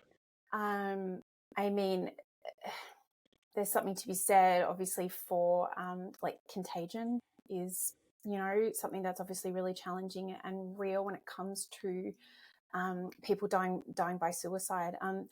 Were these, and I hope you don't mind me asking, were these, people that you knew? Yeah, 2 out of the 4 I knew. The ones that committed suicide from my precinct, and it's amazing. You say contagion because after the first one killed himself, his funeral was held, and the sergeant had made some comments that guys and girls really should have paid more attention to. As far as I see kind of why he did it. Now he's out of pain, and just Yeah, made a few comments that really should have caught people's ear, especially at a sensitive time like that. They yeah, didn't. Um, the first guy did it. He was went through a bad divorce, and he just was not handling that well. The second guy, I really don't know why he did it. I don't know if anyone kind of came up with that, the reasoning why, but in some respects, it doesn't even matter. we never truly know. Like, No, you don't know what's going on nah. in someone's head, unfortunately. Yeah, He was making lieutenant 2 days later. He went there that day to clean out his locker. He brought everything up to his office, and no one noticed that he put his cell phone, his wallet, and he took his wedding ring off and put it on top of everything. Said he was going to catch a workout, went downstairs, and that's when he did it. Really, to be honest with you, I don't even know if I would have caught it if I saw him taking his wedding ring off, saying he was going to catch a lift. I take mine off when I hit the gym. So, yeah, no one really knows why. Let me see. We have 5 squads in my precinct, and we have had in squad 4 people commit suicide in I think like the last 10 years. Um, one of which was the first guy that did it. He was the 4th in his squad, and it's just so sad to see. Again, sometimes you don't know what's going on, but I tell guys and girls, pay attention. Not listen. There's going to be times where it happens, and no one's going to catch a sign prior to. But if you're talking to a guy and you're like, "What's up, brother? How you doing?" He's like, "I'm all right." yeah, That man is not all right. mm, Talk to him and see what's going on. And it may be a little more difficult for civilians. It's easy for us because we talk and use this vernacular all the time. But ask someone, what's going on? Are you suicidal? Literally, come out and ask them that question. You're not prying. They will thank you later on. They're essentially asking for help. yeah, Otherwise, they'd be like, "Yeah, I'm good, brother. How are you?" If he hits you with that, I'm all right. He wants to talk, yeah, and it's not just cops who have to pay attention. Civilians, if you know anyone, and it doesn't have to be cop or fireman or a vet, first responder, just pay attention to how people are acting, what they're saying, what they're not saying. mm-hmm. You really have to. And Yeah, if you think it's a problem, you know, talk to them. Literally, talk to, are you suicidal? Ask them that question. You'll be surprised. Some people are like, yeah, I'm thinking about it. yeah, yeah. Because and that is very much a thing where, like, I think, like you're saying, a broad amount of the public have that fear that, like, oh my god, if I say the S word, like, I'm gonna put it in their head, and that is like could not be more inaccurate. No. And like, I used to work on for want of a better term, like a suicide hotline, and it was like the first question we would ask, like, hello, you're speaking, with Erin. Can I ask your name? And then it was like, hello, so-and-so. Can I ask, are you feeling suicidal today? And it is that genuine, just bringing the word up, because it's like, you can't fuck around with that kind of word, because it means what it means. Like, are you, like, are you feeling okay? Like, you can give a number of different answers to something like that, but it's like, Mike, I've known you for however long, like, I know you to be this, this, and this, and lately I've seen you this, this, and this, like, how are you doing? Da da da da da. Like, I'm worried that you're feeling suicidal. Can I check in with you? Are you feeling it all that way? Like, just the plain language of it. It's important. Yeah, literally. It's that directly to the point. Yep. It's easy for me and you to do it because we've done it so much in our careers, and it's a tough question for someone who's never asked it of anyone else. I understand that, but think of the alternative. And listen, if you stop that person from doing that, I always use this analogy. A suicide is like a spider web in a windshield. It cracks, and you start getting all these other cracks. Someone commits suicide. Now you have the children. This is how drug addicts are made. Prostitutes, child trafficking, because they need to find their love elsewhere. Generational trauma, domestic abusers. You ask that person if they're suicidal, and they say yes. You get them help. That doesn't occur. That wake or funeral that you're going to attend, just think about any wake or funeral. It doesn't have to be someone who committed suicide, any natural death. All those people are affected. And if that you ask that question and you get this person help, none of those people are affected. Like the value in you stepping in cannot be overstated. And you should never feel like you're prying. If you're having those thoughts, something's going on with him or her already. Yeah. These thoughts don't just pop into your head like, hey, is this guy suicidal? No. You're watching actions and you're listening to them speak, or your intuition is telling you something. Yeah, exactly. That voice in your head is telling you something's going on, and it's not telling you for no reason. No, absolutely. And look, my dad passed away by suicide in the 80s. Mental health was not like the thing that it is these days, and there were no resources. There was just nothing. And I literally am the product of everything you were just saying. Like, I was raised by an incredibly strong mum who did everything in the best way that she could after being left on her own with two young kids. But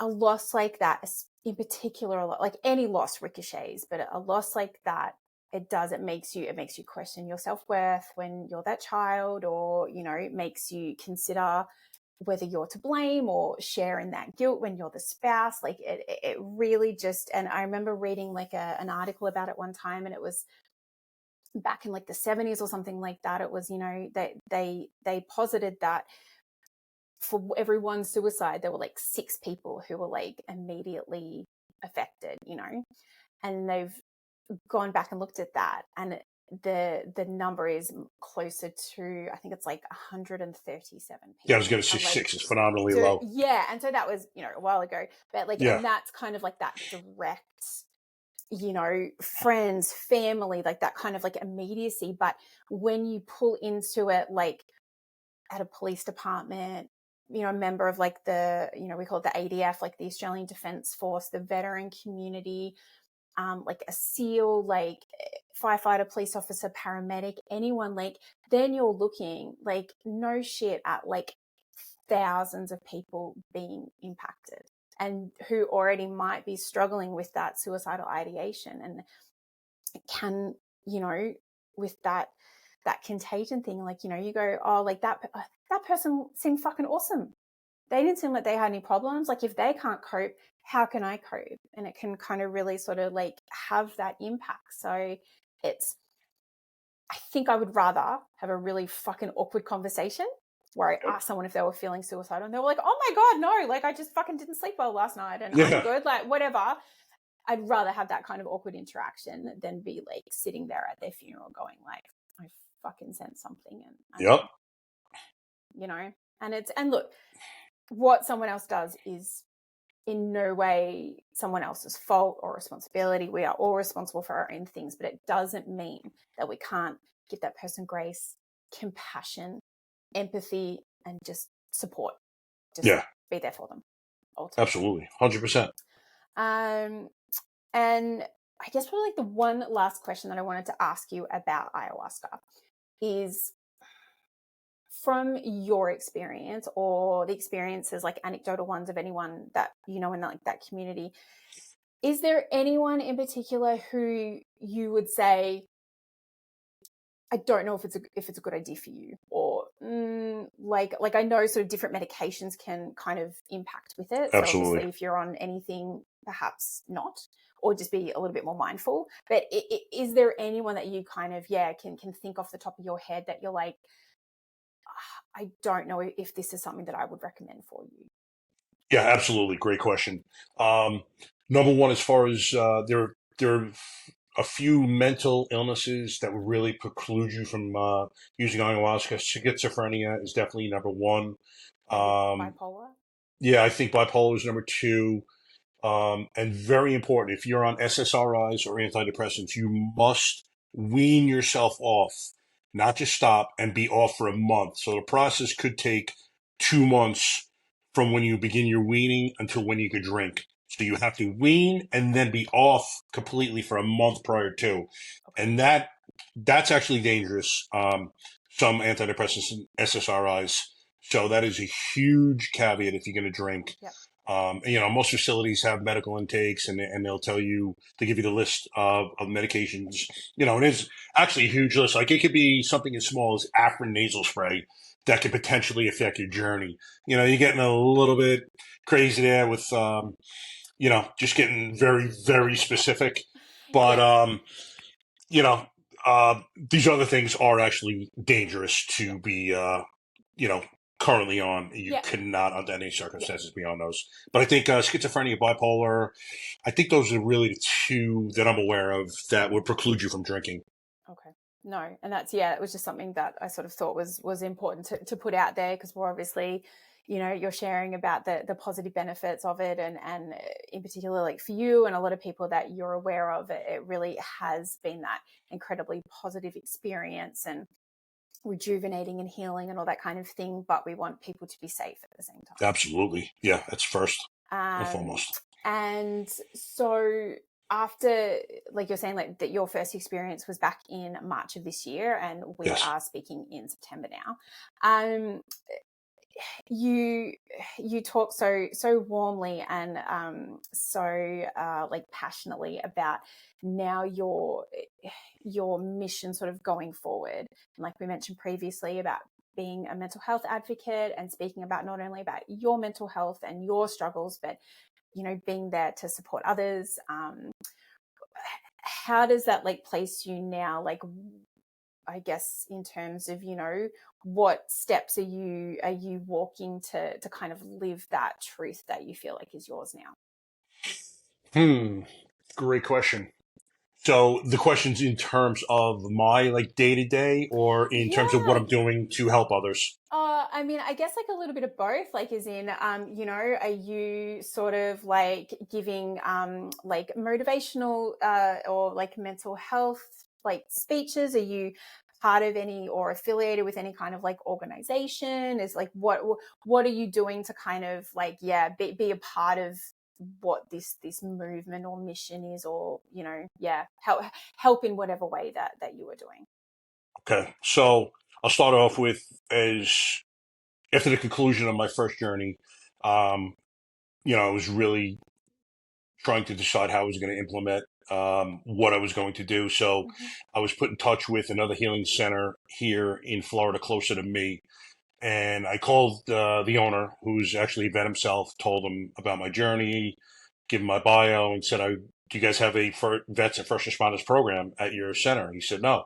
I said, all right, I'd like to create and implement one if you'd like to work together. So he agreed. We did that. He actually runs it, but there's another owner who is busier booking higher revenue producing things. So right now that's kind of put on hold. Additionally, I was volunteering at Soul Quest Ayahuasca. They've since shuttered. They had had a wrongful death suit in relation to another medication called Cambo a few years ago. They declared bankruptcy and shut it. Unfortunately, it broke my heart. But that's that. So yeah, I actually pivoted to there's a couple things I'm doing now. I'm getting my certification as a peer specialist, so I'm going to be able to work with different organizations who provide support for vets and first responders who are going through it. So Wow. we partner up with other organizations. So if someone kind of has a crisis, they'll contact us. Yeah. I'll be contacted. I'll go out. I'll become kind of the advocate for that particular person. What's beautiful is it's HIPAA protected. So if you come to me with a substance abuse problem, I don't have to report to anyone. We can get you into rehab. No one's, the stigma from anyone finding out is erased. No one's taking your guns. So, that's definitely one of the biggest impediments to guys and girls seeking help is that stigma, the fact that everyone's going to find out, the fact that they're going to take your guns. There's definitely policy changes coming down the pike in most departments because they realize that's the biggest impediment to guys and girls seeking help. Yeah. Additionally, I had seen a speaker named Travis Howes a couple of months ago in Miami. He's a retired fireman, and he does mental health advocacy. I saw him in like Mansfield last maybe May up here in Massachusetts. Yeah. Okay. So I saw him. I told my wife, that's what I want to do. I want to start public speaking. Yeah. I'm like, I can reach these guys and girls. I know it. I'm like, this is what I'm made for. Yeah. So, I'm kind of going on podcasts now. I think I want to start my own podcast as well. Myself and a SEAL named Zach Ferguson just did a live a couple of weeks ago. I think we may partner up to do something regular. So I kind of I want to get better. I'm hiring someone to help me writing speeches, and then I want to just dive in head first. Yeah. Listen, I'm not afraid of failure. I'll get on stage. If it doesn't go that well, it doesn't go that well. I don't anticipate that happening because it's such a passion of mine. Yeah. And, I have this personality that I can get on there and talk, and I'm open, vulnerable, and I'm not shy. That's one thing about me. All I want to do is affect guys and girls. Yeah. So, it's another thing the universe told me, like, I made you look like this. So listen, I'm tatted up. I'm like 240 pounds. So if I get on stage, like I was talking to DJ Shippy, that SEAL, I'm like, you have any words of wisdom? He's like, bro, you get on that stage looking like that, talking about feelings, man, making these guys cry. He's like, they're going to listen to every fucking word you have to say. He's like, that's all I have to tell you. I'm like, fair enough, brother. Yep. So that's what I'm going to do. I'm going to talk about my most intimate moments, good and bad. Yep. And, as far as I'm concerned, I'm a poser. If I come up here and I pretend like my life is all sunshine and rainbows, I must tell them everything I've done, how I've gone through it, to show them they can do the same. There's nothing special about me. And, I just want to help. Yep. So we will see. Again, my end game is a healing center. Yep. So it's happening. It's just a question of when it's going to happen. No, and that's fantastic. And like you were saying, even, like after you had your first experience, you went back and did a video on Instagram where, you were really raw and vulnerable and open and honest. And you had like 3 people like reach out just, after just like that one post. So, and I think I have like the privilege of speaking to, a lot of current and former first responders on this podcast, and in particular, like a lot of men. And many of you have this unique quality of matching this, how would I say it? Like, I don't like the word alpha because it sounds kind of wankerish, but, like that kind of like that, like intense masculine, like physicality. And like you're saying, if anyone who's like listening to this, like, Mike said, like he's fucking built, he's jacked, he's covered in tats, like, you're not going to like want to come up against him in a dark alley. But you're saying like there's a juxtaposition to someone who traditionally looking like you would be, and in our first responder community, like very stoic and very like, feelings are weak, asking for help is weak, and all of that like fucking archaic nonsense, like you're saying. And then you come out and you have that physicality and that presence about you, and you're like, hey, this is what happened to me, this is what I was feeling, and fucking, laying it all out there. Not only do people resonate with that level of honesty and authenticity, but like you're saying, I think one of the most important things is like it gives people the permission to go, oh, I can admit it. Like someone who looks like fucking that, who has that presence about them, is saying that he struggled. Like that gives them that unwritten permission to admit that they might be struggling too, and to seek the right kind of help. So I think it's actually, it's funny you say that, because I think that's what happened to me when I was watching an Eddie Penny video. Mm-hmm. It kind of gave me the permission as well. Yeah. And I don't know if it would have happened had I not watched him. Yeah. It's incredible the way that happens. And, to talk, I mentioned Zach before. Mm-hmm. The way Zach and I had hooked up was, he did a podcast and, got pretty emotional on it. Mm-hmm. Actually very emotional. And it was some stuff about his dad and,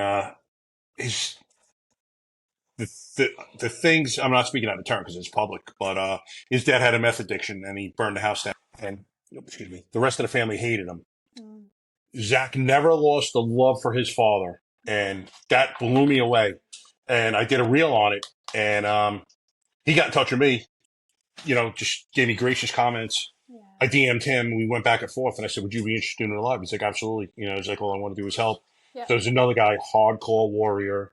And what's crazy about him is we're talking about causes of PTSD. His PTSD didn't arise from the SEALs. It arose from all his family trauma. Yeah.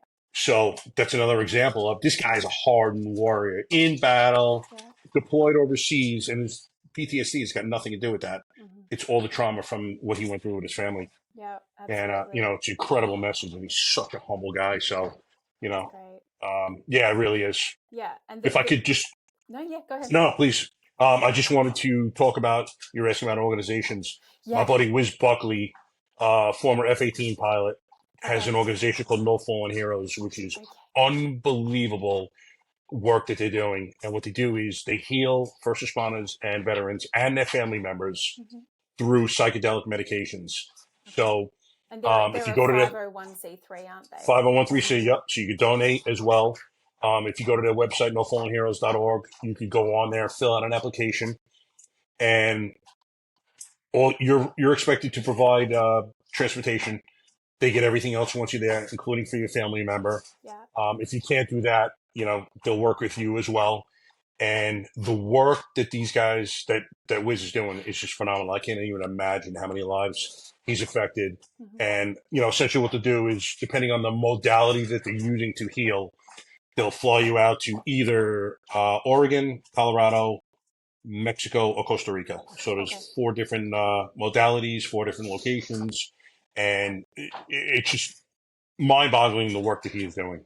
Yeah. So I want to plug him, and I want to promote his organization as much as possible. If you guys and girls think you need help, psychedelic medication is the way you want to approach it, please go to his organization, fill out the grant, Crest Reform. They will be in touch with you shortly.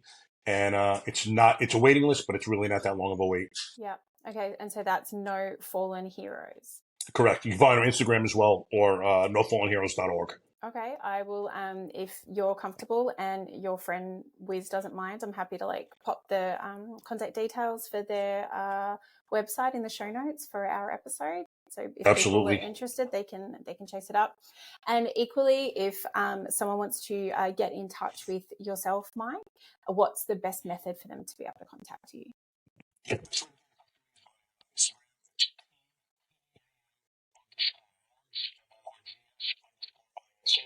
So basically launch everything off there, any announcements I have to make.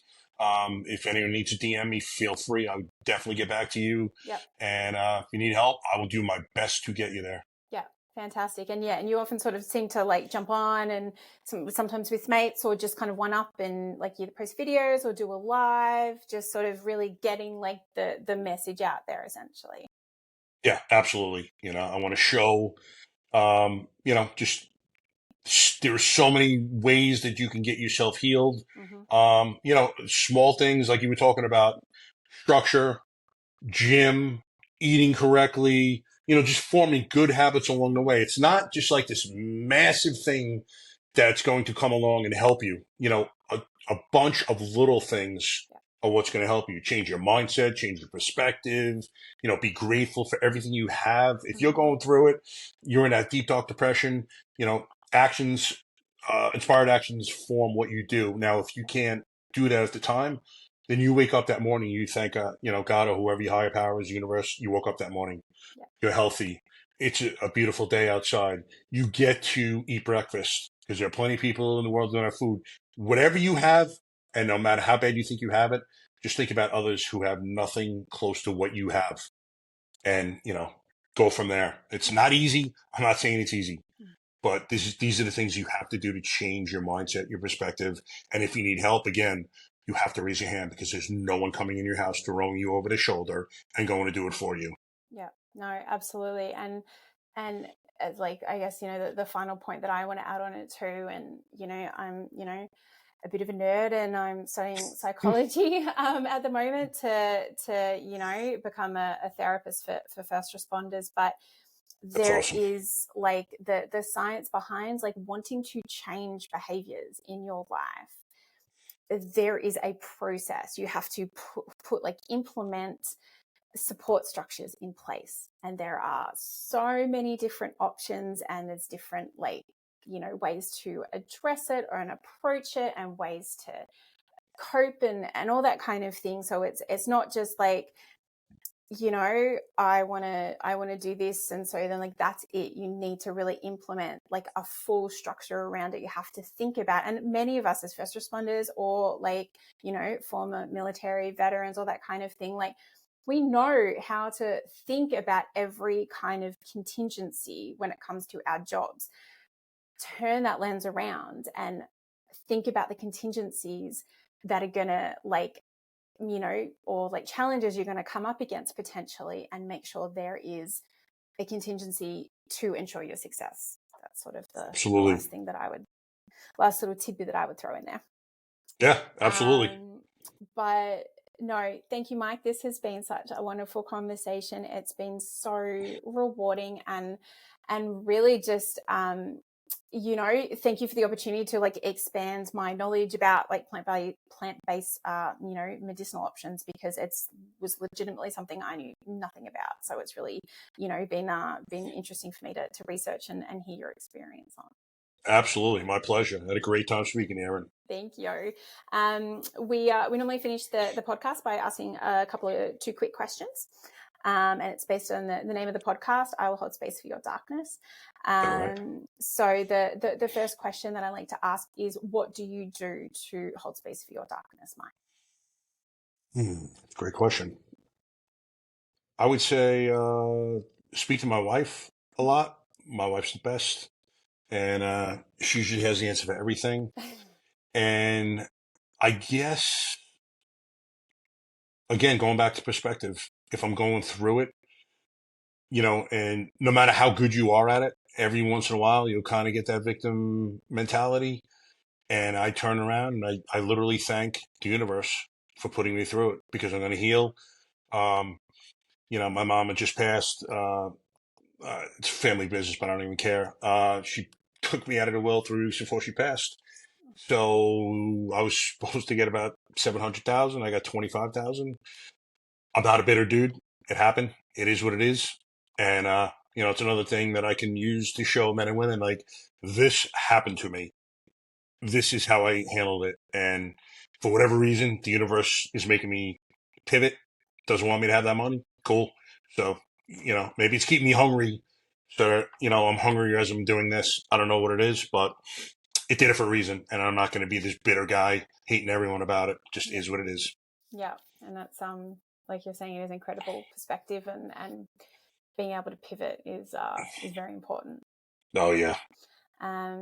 Thank you for sharing that. And the second question that we ask our guests is, what can someone do to be able to support you the best in holding space for that darkness? What could someone do? I guess the best thing to do is if someone sees me being a little more quiet introspective. I don't want to say isolating myself, but just maybe not being my usual garrulous self. Asking what's going on. You all right, brother? Literally that simple. Yeah.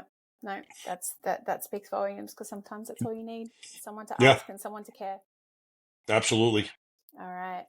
Well, again, thank you for your time, Mike. This Thank has you. been a wonderful experience, and I really look forward to hearing more about it as your journey goes on, and one day, watching you open up your own healing center. Yes, you'll be invited for the grand opening. Oh, I would love it. I would absolutely, I really, really adore that. All right. I promise you it's going to be in a warmer weather place than Boston Oh, or God. Massachusetts. Jesus Christ. Please do, mate. Seriously. That's great. All right. Thanks again. So this has been another episode of I Will Hold Space for Your Darkness. I've been your host, Erin Jane. And as always, let me listen in a way you've never been heard. Cheers. Hi guys, it's Erin Jane here.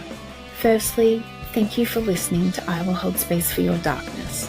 This podcast really is for you, the listener, and I hope you're finding as much value in listening to these conversations as I am in having them. If you'd like to offer any feedback, suggest a subject matter, are interested in being a podcast guest, or would like to get in contact to receive first responder life and wellness coaching services, please reach out. You can find me on Instagram at Erin Jane Coaching, or the dedicated podcast account, ErinJane_Darkness Podcast, or my website, www.erinjanecoaching.com. I look forward to hearing from you, and I'm so grateful to have you as part of this darkness community. Cheers.